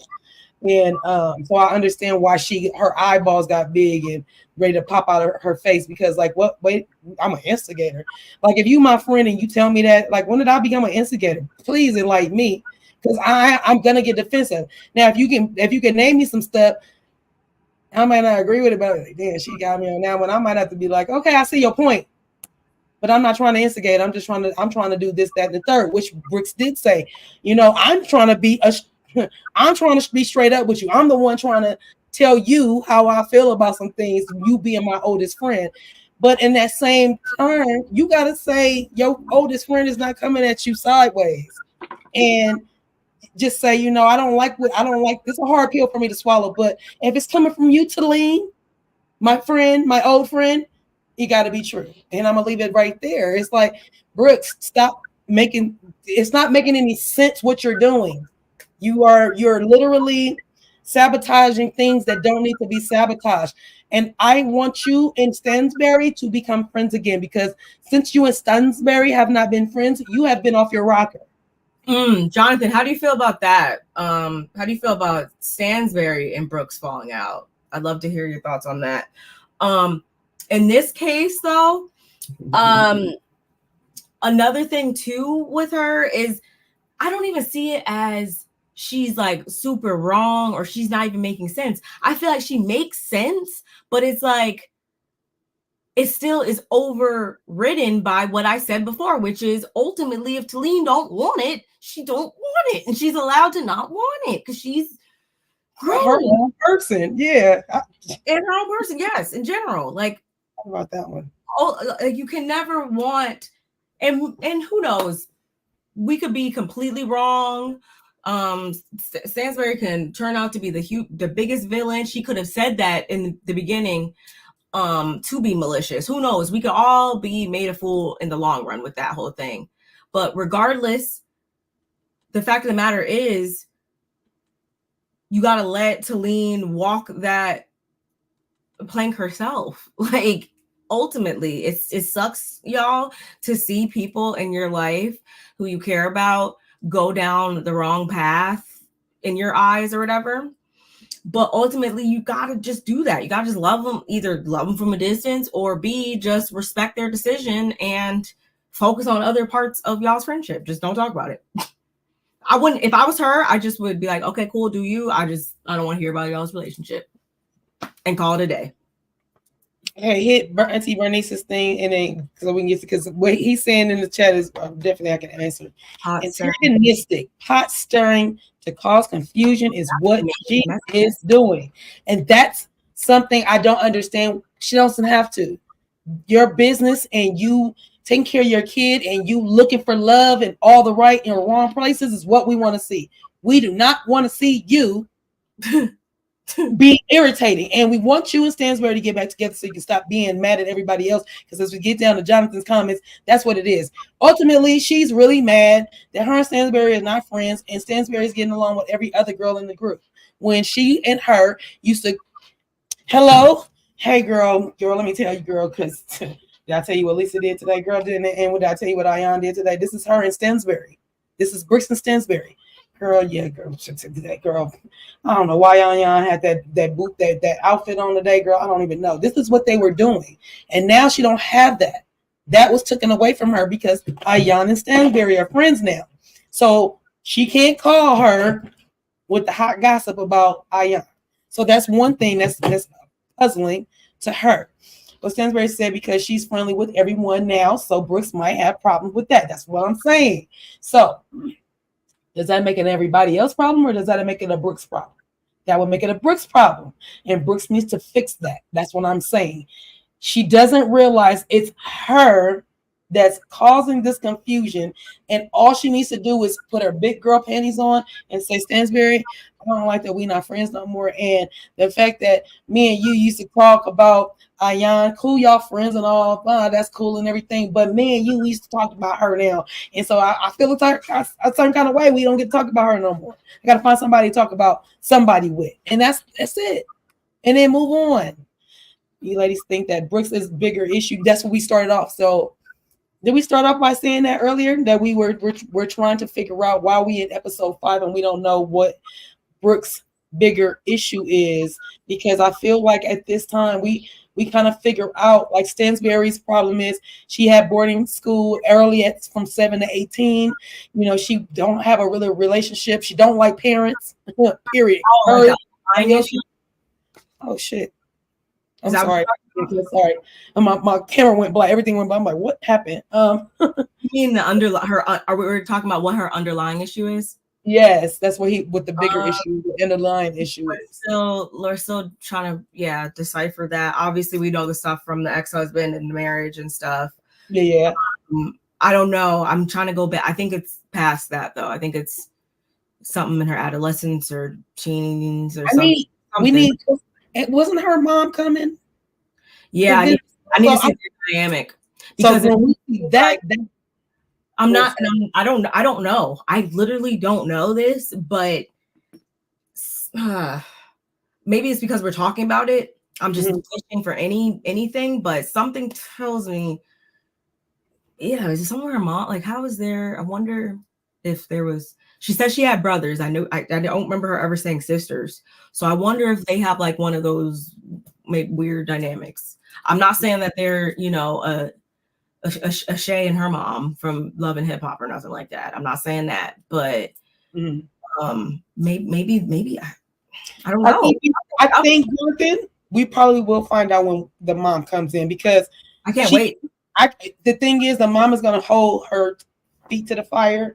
She's going to make sure that I don't think her mom will allow her to be fake and phony on camera. I don't think that she's fake and phony by any means either.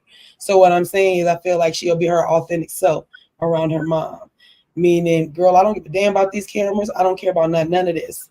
You better keep it real with me, or we're gonna talk. You put me on this camera. I'm not about to sugarcoat nothing. I'm not your yes man. I'm not Talene. I'm not none of that. I'm your mama, and unless you want the real, I feel like the mom is going to give us the real. So maybe we'll find out from there. If we don't find out what Brooke's problem is during this season, I'm going to have a problem. Or maybe she's one of those people that just feels like she constantly has to prove something or whatever. Like, look how she's going about the business. Like, I'm not saying that she should be half doing it. Like, obviously, no, you want to go like full throttle, especially when you open up a business. But maybe like because of because now would still just bring it back to the marriage and the husbands and the ex-husband and stuff. I don't know. I hope we do find out though. If we don't find out during the season, we better find out during the reunion. This reunion better be good, y'all. It better be good. I think it will be. I mean, especially because a lot of dynamics have changed. We had a bit to talk about. I want to say pretty much every episode, and we don't know how many episodes there's going to be. I wish I knew, but something. I think she might want her husband back. That contract is messing her up.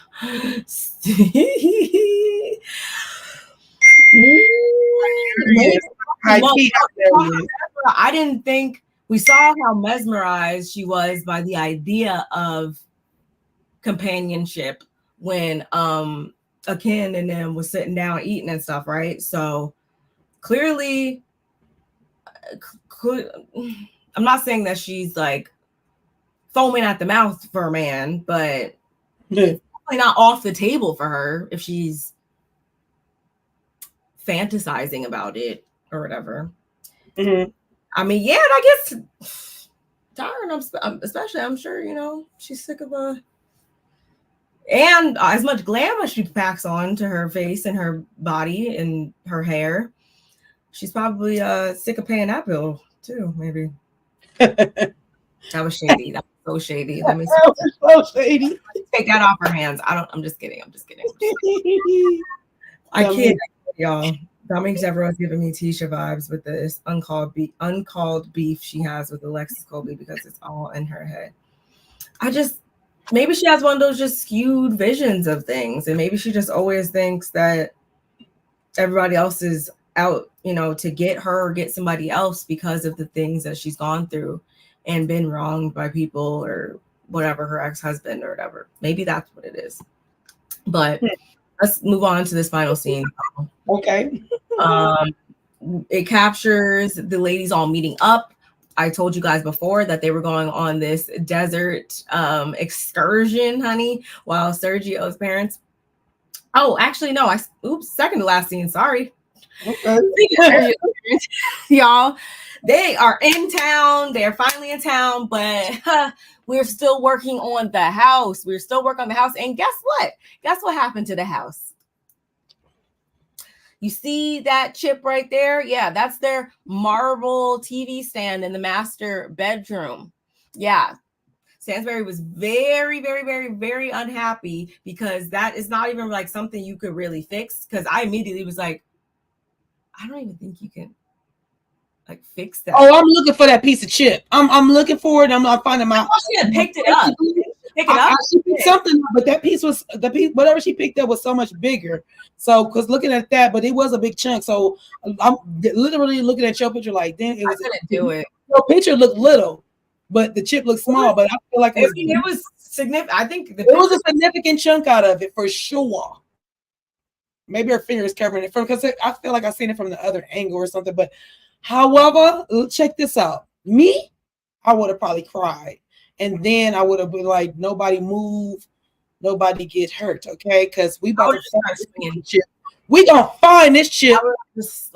I would have immediately started swinging just on everybody, on the workers, on the contractors, on the bonsai men people, on Sergio.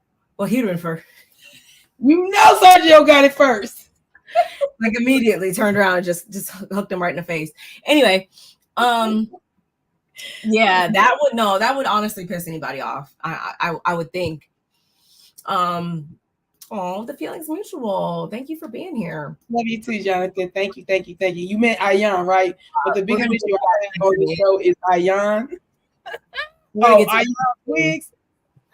We're gonna get to it. The feeling's mutual about that as well. Trust me. But going back to this, well, for me, and I love Ayan, I do. I just wish she could use some Visine. Like I'm a Mary Jane smoker, so my eyes, when I come on here, my eyes are not gonna be white, y'all.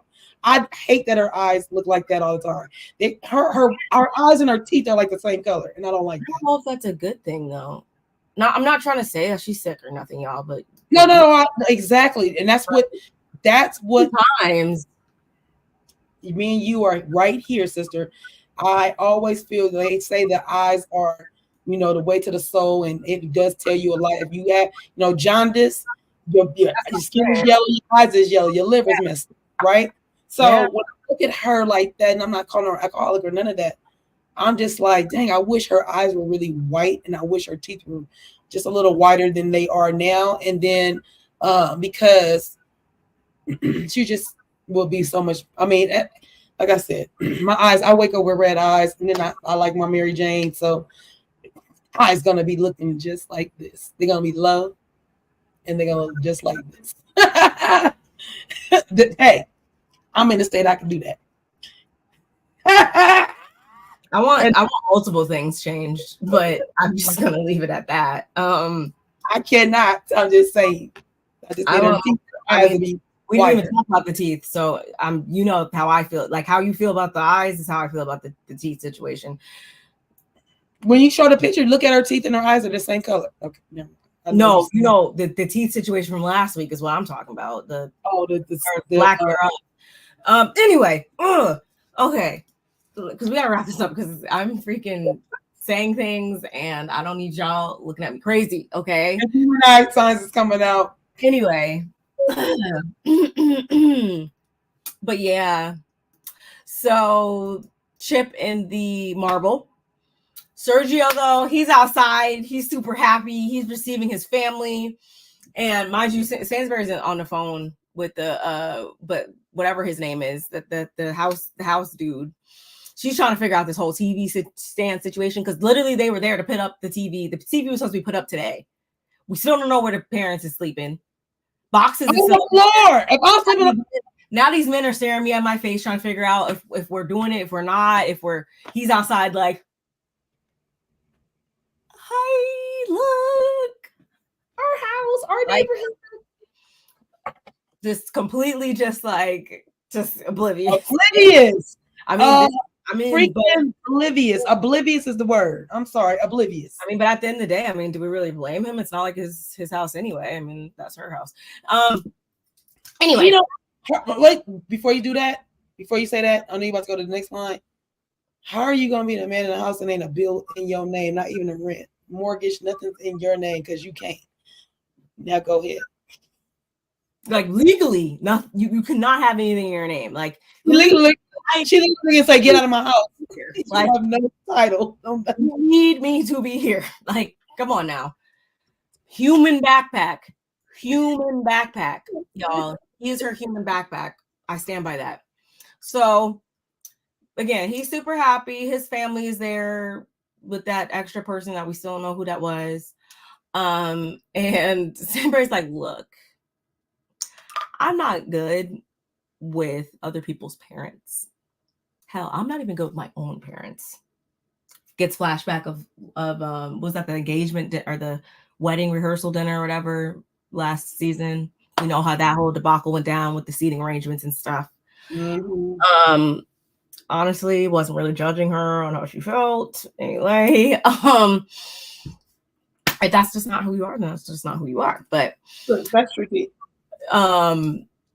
But yeah, they come in, you know, she does greet them and stuff like that. But she also, you know, reminds them like, hey, you know, I'm about to be off to the desert. And once again, there's no, I'm doing this because I don't want to talk about no babies.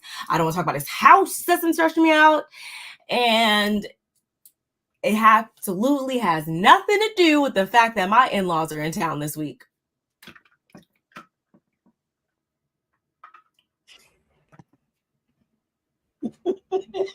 Nothing to do with that. Not one. But anyway, that's really all we had with that scene. Did you have anything to say about that?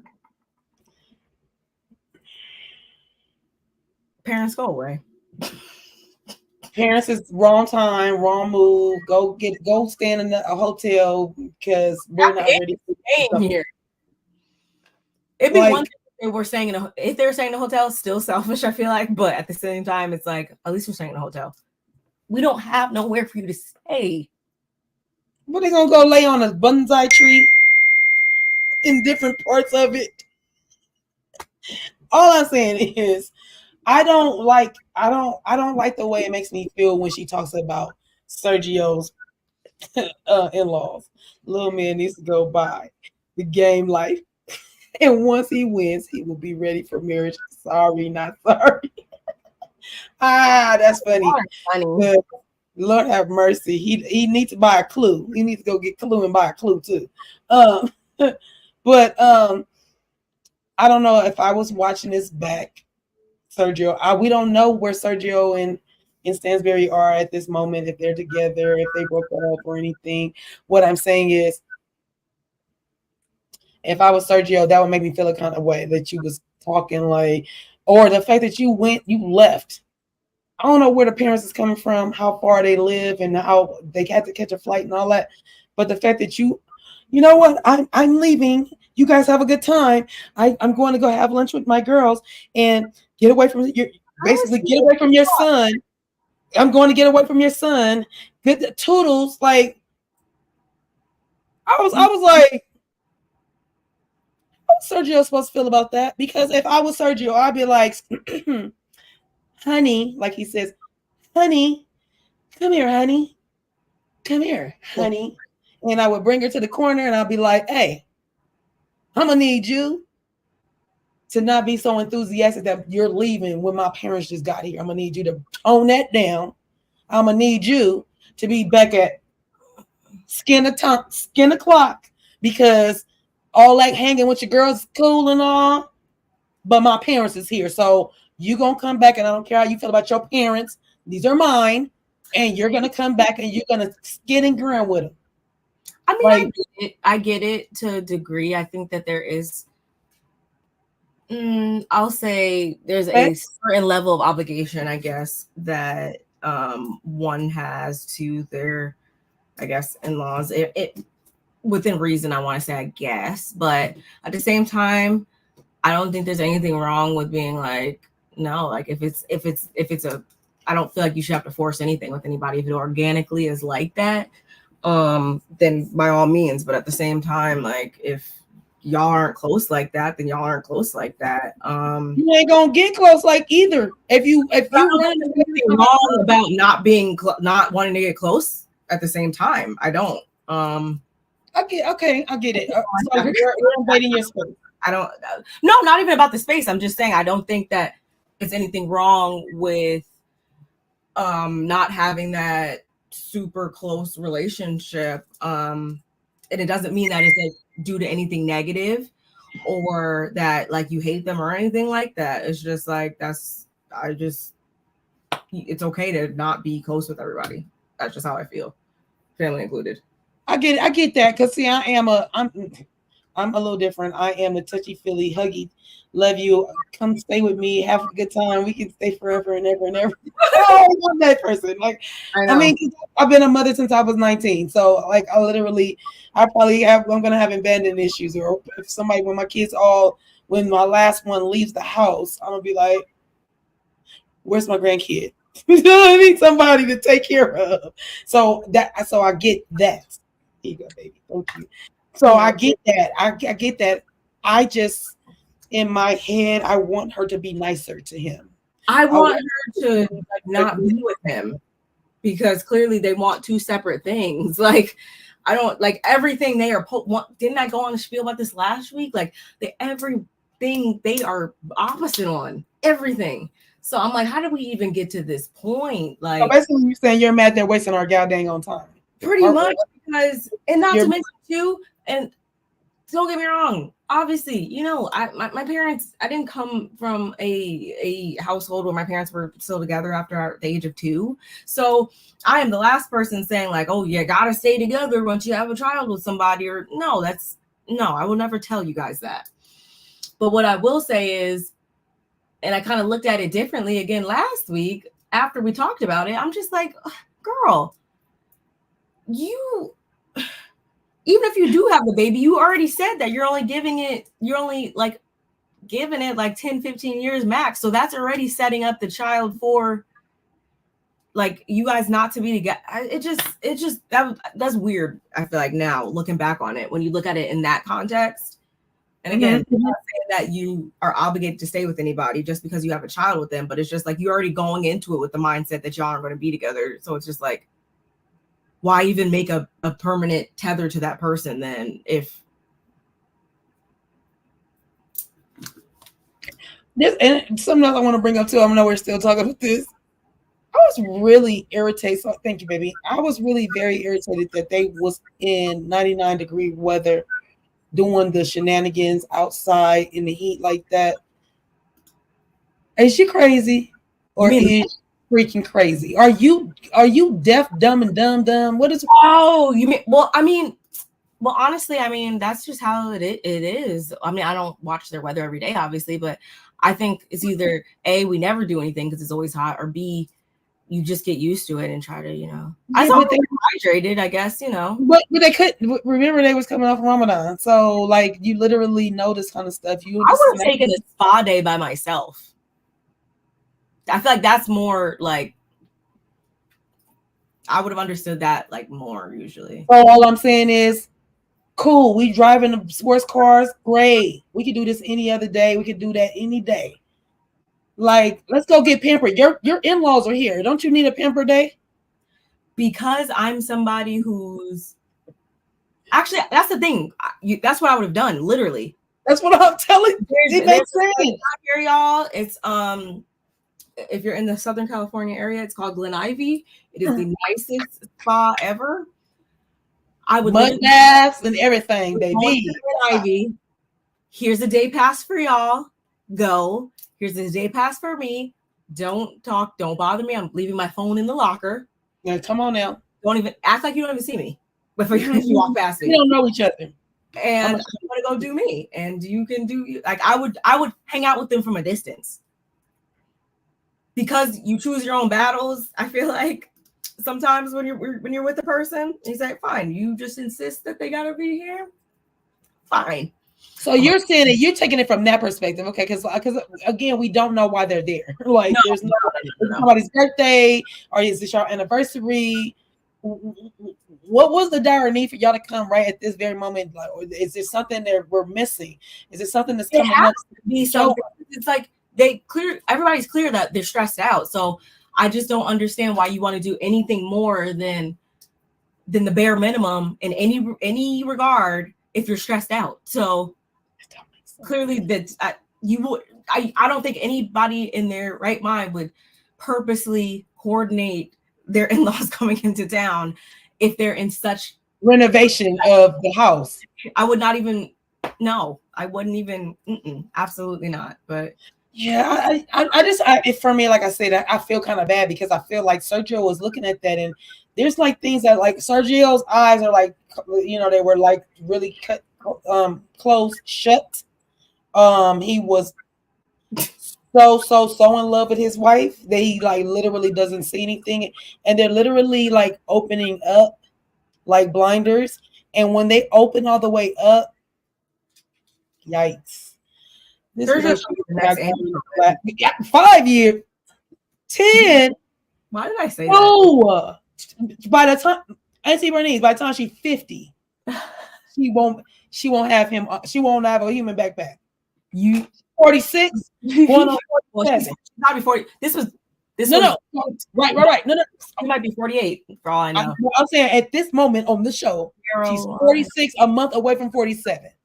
Okay, so I'm saying that to say she is not. Yeah, she is 48. 2 more years, sister. That's yet. 1, 2. Tight tops. 5. Oh my gosh. Don't feel comfortable. Wait, I missed the whole scene. You let me miss the whole scene. Sister, I didn't take the notes. I told you I wasn't taking notes. I said you're gonna run it because remember I don't know how I scrolled past it because I was thinking about them again. We gotta go back, y'all. Sorry. Because I know I feel like I'm just going off of. That's why this is why I take a doctor's appointment. We're talking about the baby. So going back, y'all. So sorry. That's a good one. That was a good scene. We usually go in better order than this, y'all. So forgive us. That's because I didn't take notes, and what I do is I'll follow my notes with my sister, and I'll catch her, and she'd be like, "Oh, sister, I forgot that part. You right." So this time I didn't do that. So it's really my fault. It ain't her fault. It's my fault. I scrolled right past y'all. Stanberry and Sergio, they have an IVF appointment or doctor appointment, whatever. Mm-hmm. And it's really just talking about the whole age factor of it all. She tells us once again, a baby is the furthest thing from her mind, especially again the last months with this house. Like I ain't nobody thinking about a baby, but they're here to discuss the whole age factor of it all. And in the end, the doctor tells her that you need to have a baby before you turn 50. Pretty much, like that's the cutoff. Like you ain't Janet Jackson. Oh, go ahead. Hands and butts about it. And furthermore, surrogacy, also option. She's like, well, no, surrogacy though is illegal here. So in the case that they did go that route, and they went and they found a surrogate in the States. This is still come to us. What? A surrogate.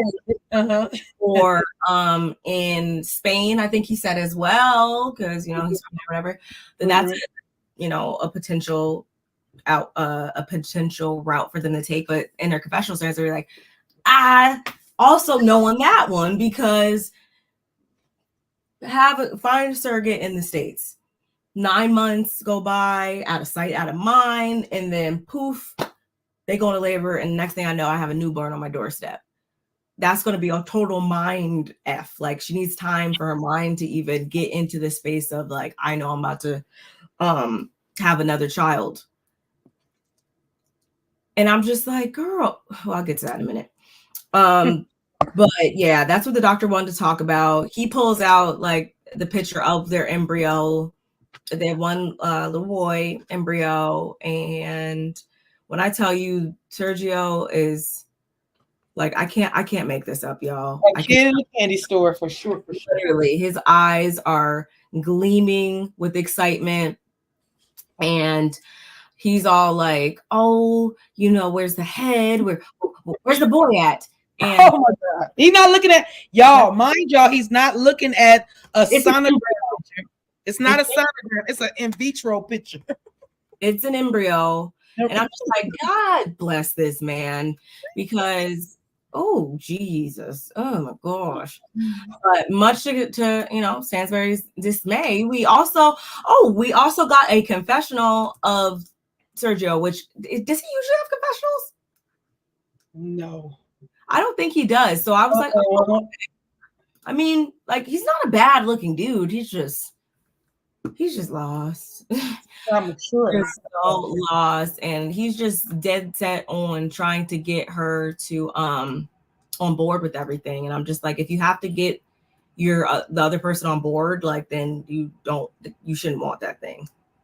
And something like this, like, you shouldn't have to do this much heavy lifting if a person's pretty much made up their mind that, yeah, if we weren't together, I would totally not be thinking about a child. Like, I have some, and you're almost grown. She said some.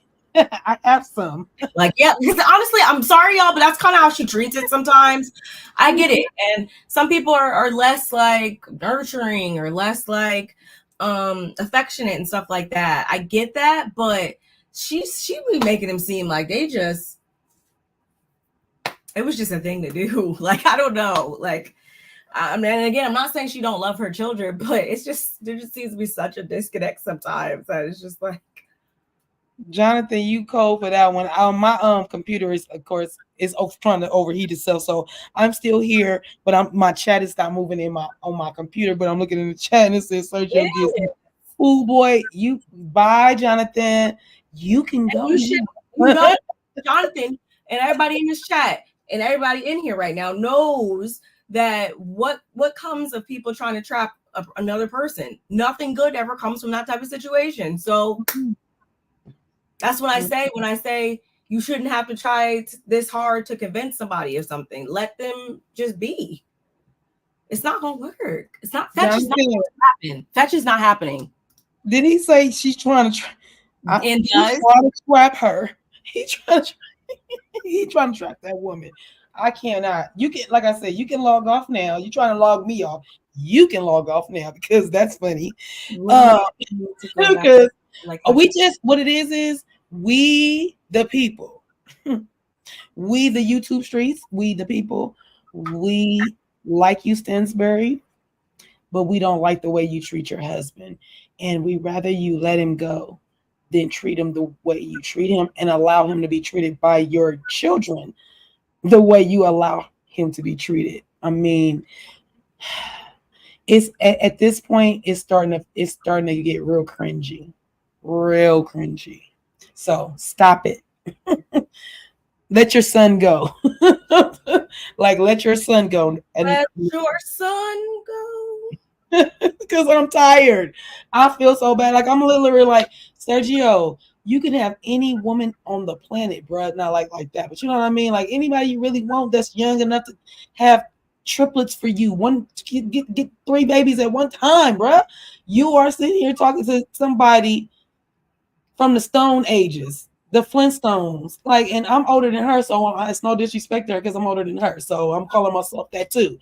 But what I'm saying is, I'm not trying to have no kid or have nobody want me to have a kid right now. Like, and you know that. You freaking know it. So why don't you just let him go? Let him go. Let him and his parents go. Let him and his parents go. It's okay. Like, I don't even. Why are we even having this conversation? Once again. Jonathan, bye. She promised him 10 to 15 years. And she did. Is it a prison sentence? She did. We heard it last week, but anyway. That's crazy. Going back to the final scene, y'all. Fast forward. wrap this up. Oh yeah. Okay. We know Caroline once again, Stansbury invited the ladies out to the desert, so they all start showing up, and at first they're kind of like confused, like what is going on, like where are we at? But they're all periodically showing up. Where's the other picture? Now my pictures are all out of order. Oh, there you go. Where did it go? I wanted to show, I had one of Ayan in her outfit, which was absolutely ridiculous, but I cannot seem to find it. But I'll show you. You got that right. Mind you, we heard explicitly Stansbury telling them wear something, you know, comfortable, whatever that you can move in. This lady shows up in her usual attire, right? But again, they're kind of confused on what's going on and how they're supposed to be getting to the meeting point or whatever. So then they receive this video message from Stanberry, and they're like, and she's telling them like, you know, sorry, we were supposed to get you a party bus, but it literally broke down. So instead, exhibit A, honey. And Lisa actually made me laugh because I know what you're gonna say, sister. She was so much girl. Like Stanberry clearly maxed out her credit card because my God, you sent the toot for us. Like what? Like oh no, she was like, what is going on with this? Absolutely not. Oh my goodness. I don't even know. I was gonna say I'd rather y'all would have picked them up in the fly cars, and I don't even know, but I'm not getting in a van with no air conditioning. In that weather, absolutely not. You done lost your scruples. But it needs to have the essentials, and that is an essential over there. No questions about it. And it's gonna be even hotter because we all in here breathing. No, absolutely not. I will get myself there on my own. Guess what I would have did? I would have got back in my car and I would have followed the band. Oh, I would have been that far away. I would have been like, oh yeah, you go ahead, sir. Show me the way. Show me where you want me to go, Bookie, because I'm gonna be right behind you. I'm gonna be with my air conditioning.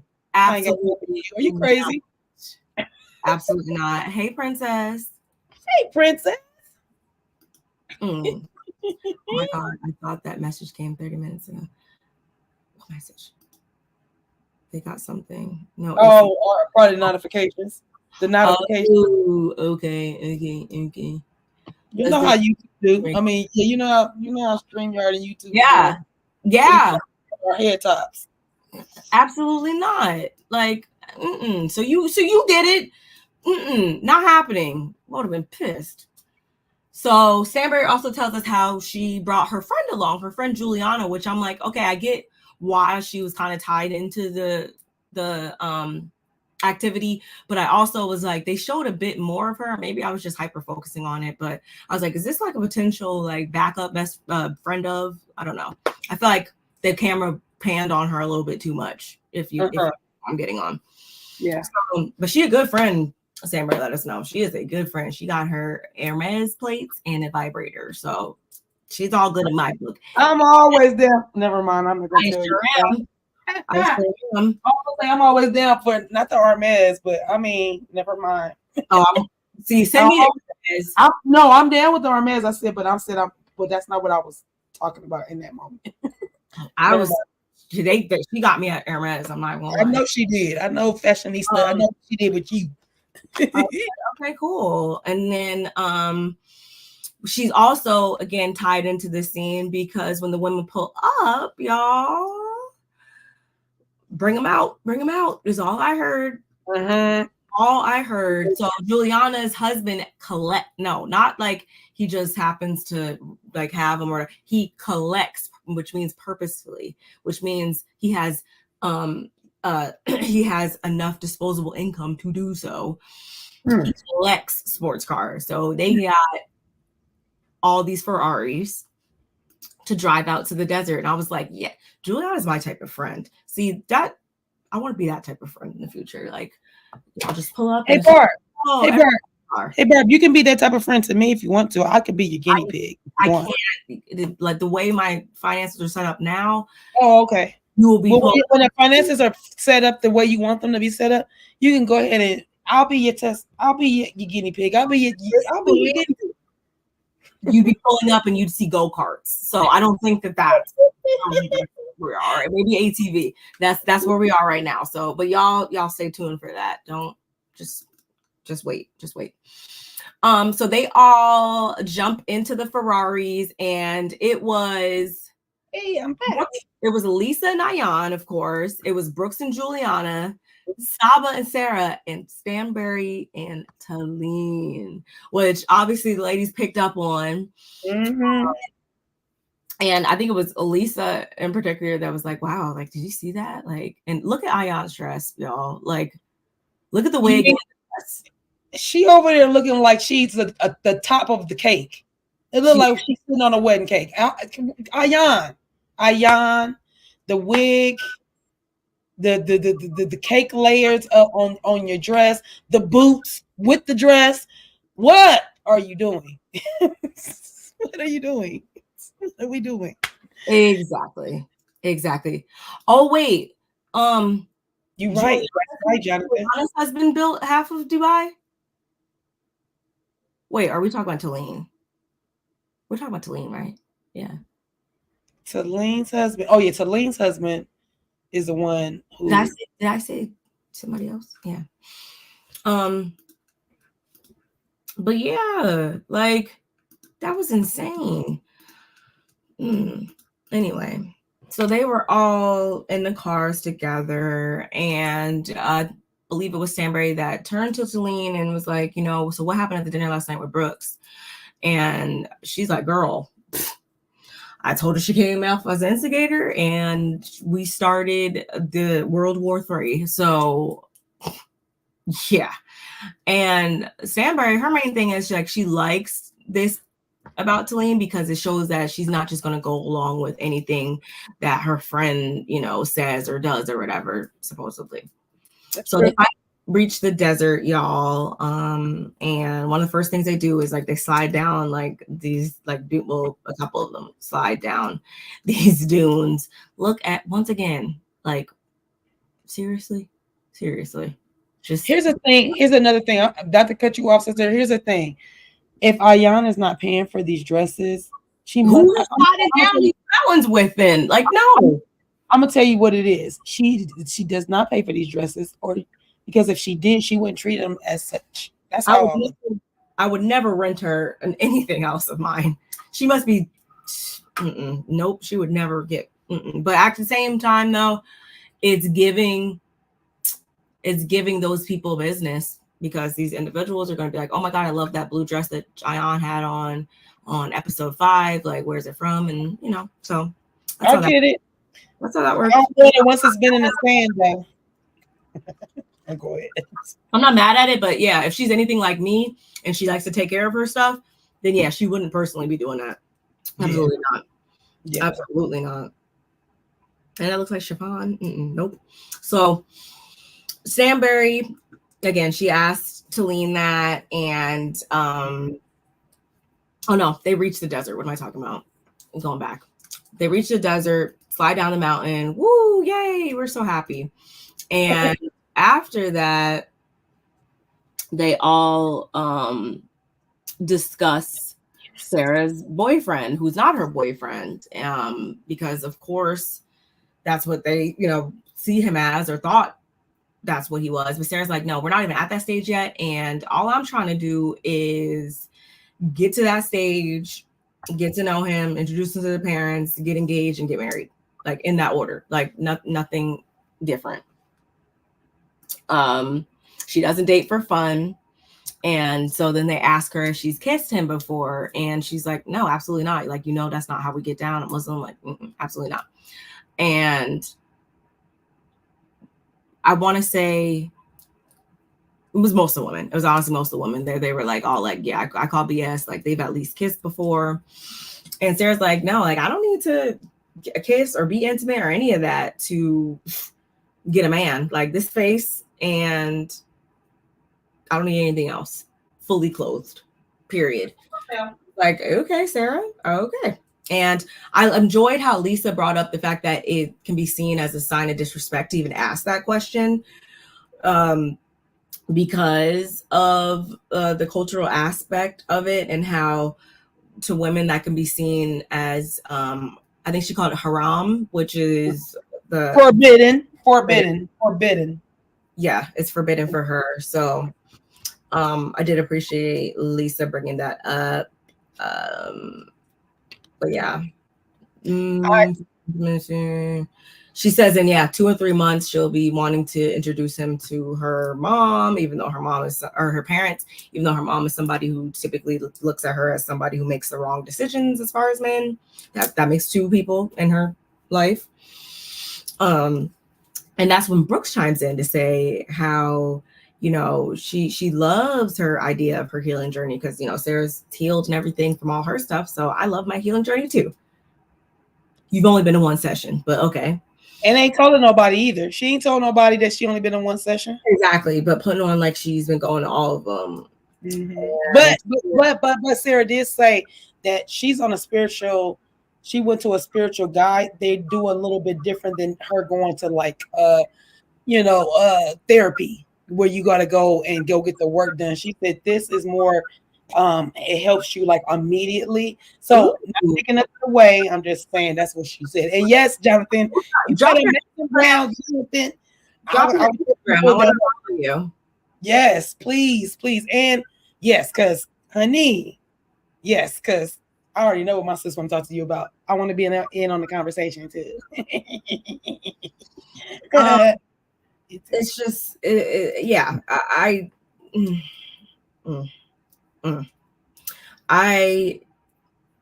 I hope Sarah's done that at least, and I think she has. I don't think that she'll make the same mistake again. Hopefully not. But only time will tell.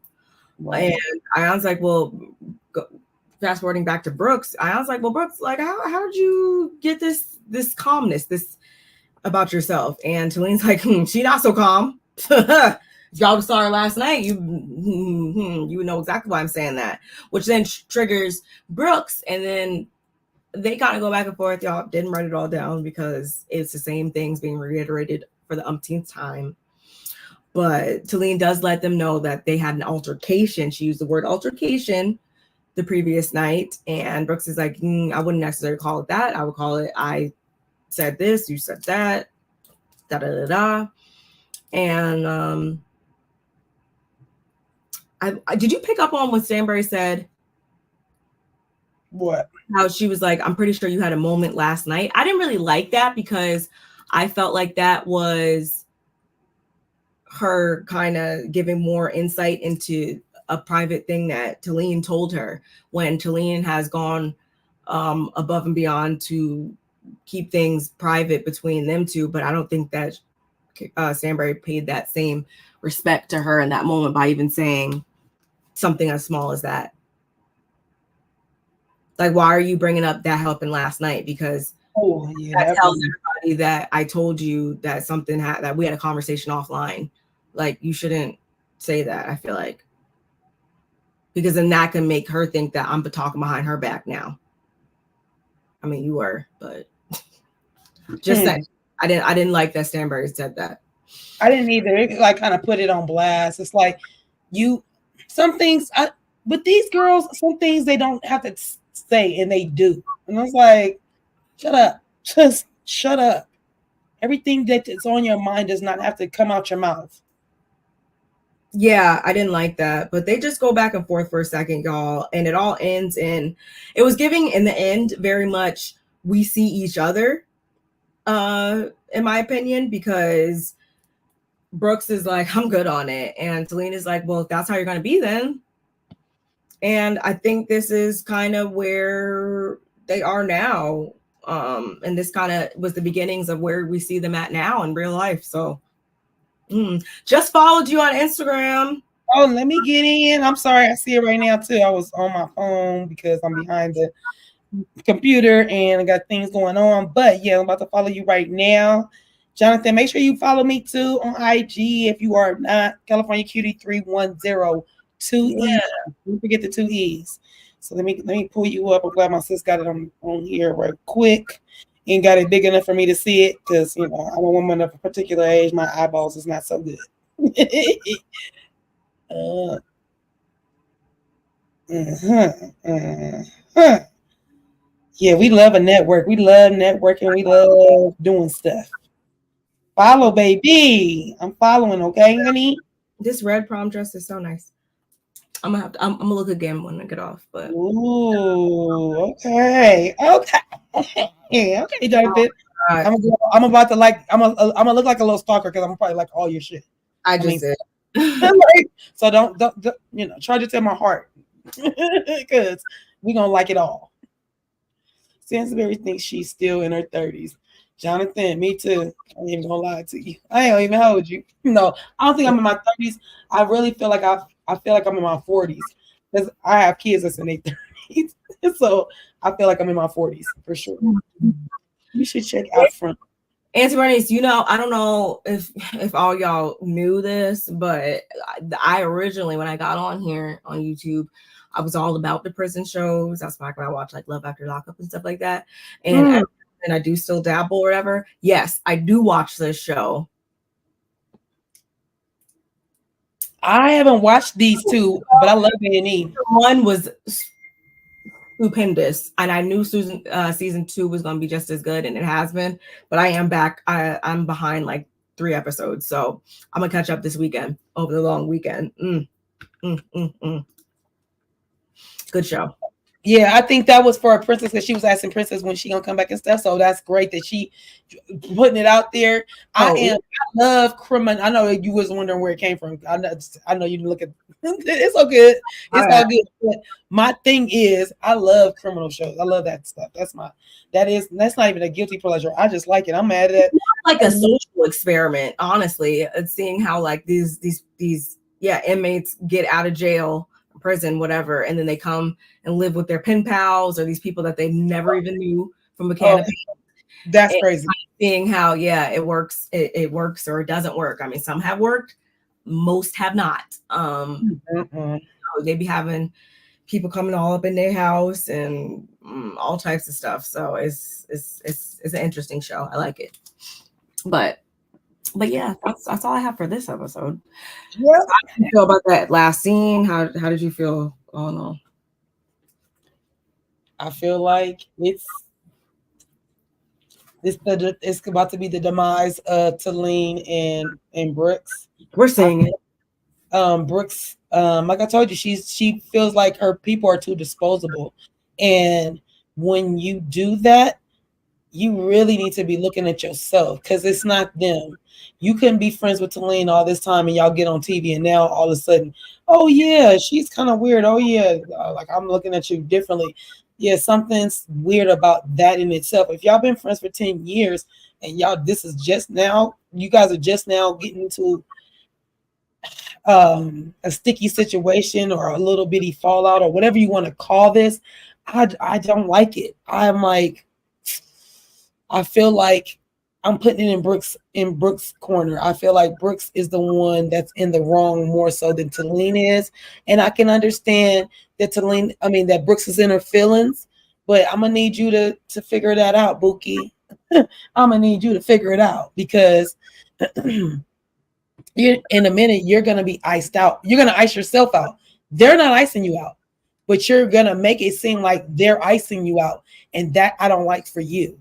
I need you to hello McFly. I wish I could knock on my camera right now and say hello McFly because that's what you're giving. You need to be woken up before you disintegrate. You're already getting bony.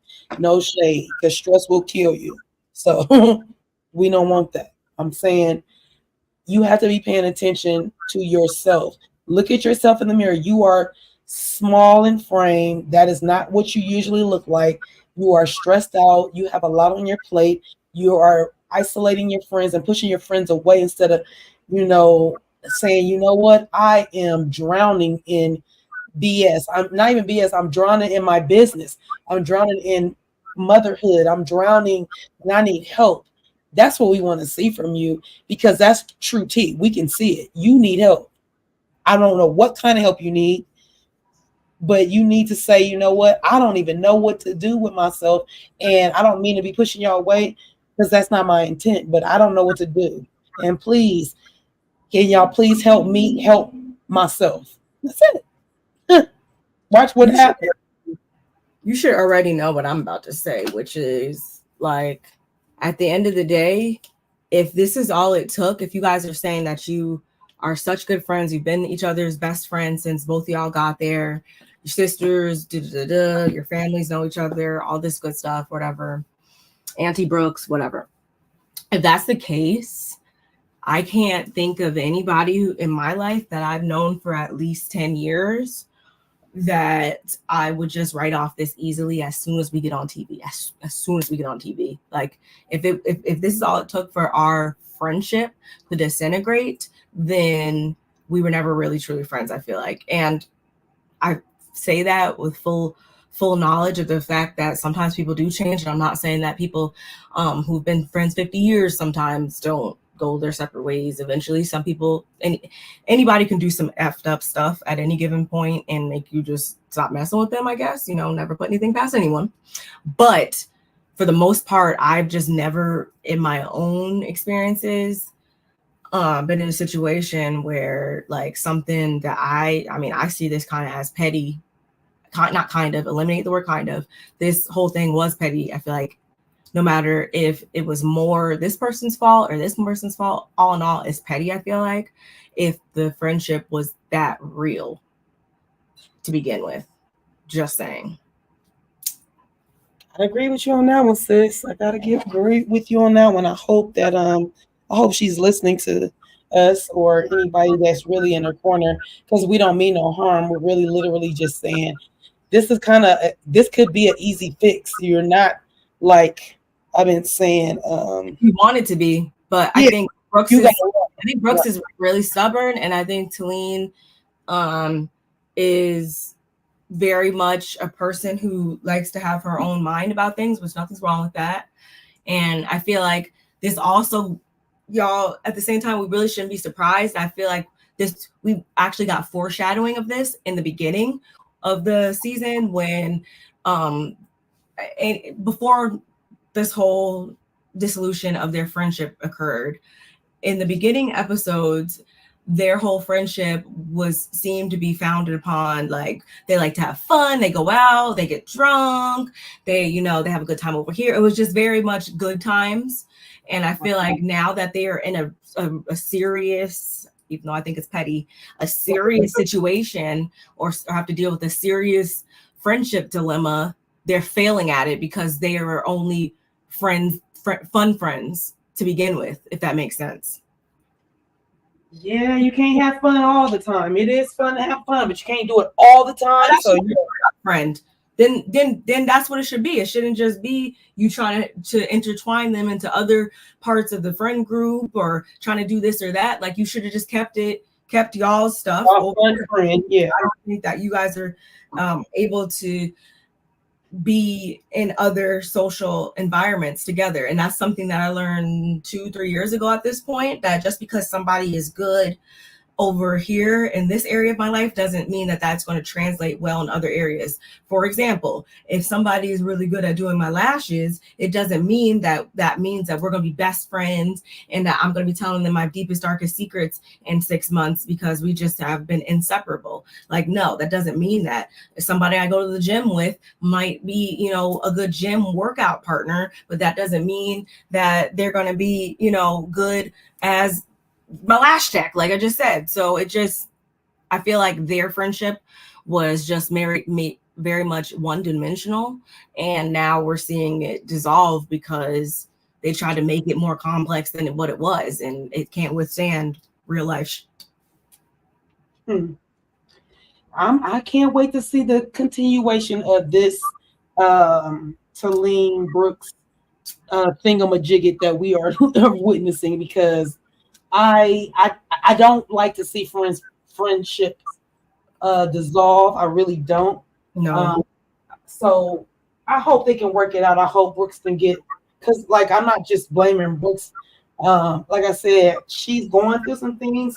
I don't think she knows how to to get herself out of these things. And that's why Sarah, gave her the spiritual person to, to help out. So she needs the help. And I need her to say, I need y'all. I need my friends. I need the people that know me. Like, the more you keep acting like you're disposable, I don't need you. That's played out, mama.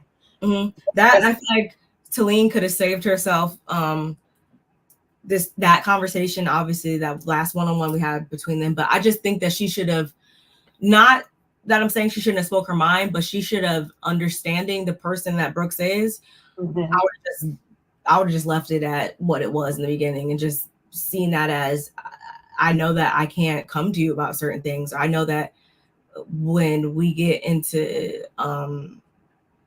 situations where I'm going to disagree like this, it's going to become a problem. So I feel like she should have just, like when with maturity, I feel like comes the knowledge of knowing when to disengage. She should have just kind of knew when to like disengage, I feel like, before it even got to this. I agree with that too. And again, I'm not saying that because she should have like spared Brooks's feelings or she should have bit her tongue, but it's just like, you choose your own battles. like it just, I don't even think it needed this much energy because it was petty in my opinion. Wow, Wayne Brady, huh? We'll see. What's it about? Interesting. Really? I can look into that. I mean, the only person I knew who was having a show coming up is Nene. But yeah. That's true. Yeah, we love to hear about the new shows because honestly, there's not much on TV these days. It really isn't. So yeah, we thank y'all for rocking with us all this time. Playback game. We appreciate y'all. I know we appreciate y'all because y'all the ones that gives us our views. We appreciate the people that was in our chat. Yes, Prince, Jonathan, Kevin, Auntie Bernice, my kids, because they better come support their mama. They don't play about their mama. So yes, y'all, we appreciate y'all for being here. Next week we gonna be at the same time, same bad channel. We're gonna have a good time again. We're really trying to keep our Real Housewives of Dubai on. We're trying to help them with their ratings. They're suffering a lot because the housewives are all taking a hit all at the same time. And so I don't want Dubai to be, thrown by the wayside because everybody else's franchise is doing what it's doing. So let's try to support y'all. Let's try to support. Well, thank y'all for supporting us in our reviews. We appreciate y'all. Yes, it never goes unnoticed. We appreciate you guys through and through. Just like my sis said, we'll be back same time, same place next week. Enjoy your long holiday. Please be safe. If you're going to be using fireworks and stuff like that, please be safe, y'all. Don't try to do no crazy TikTok stuff or anything like that. We want all of our phalanges. We definitely want phalanges anywhere else. So again, y'all be safe out there. One last thing, I'm sorry before you got to cut us off. Happy birthday to my nephew. He is 1 today. Me, Barb, and Nola was in New Orleans. We was leaving New Orleans last year on this day. We were all together at the Essence Festival and we had a great time. And so my nephew was being born when I was in the airport coming back home. So today he turns 1, and my sister Lala's birthday is tomorrow on the 4th of July. And I just want to say happy birthday to both of my family members. You got to give them their flowers while they're here. And I want to make sure that they both know I love them very much. So that's all I want to get out before we let out. Yes, happy birthdays. Happy birthdays. Anybody else who may be watching and having a birthday. We love our cancers. So happy birthday to all. But yeah, y'all, we will catch you guys later. Stay tuned on both of our channels for more content to come, individual content to come. I know I got some videos I owe y'all, and I know my sister, she's gonna work on some stuff for y'all. So please stay tuned to our channels. Do not forget to like, comment, subscribe, and share. And yeah, we'll see you guys in those comments. Bye, guys. Bye.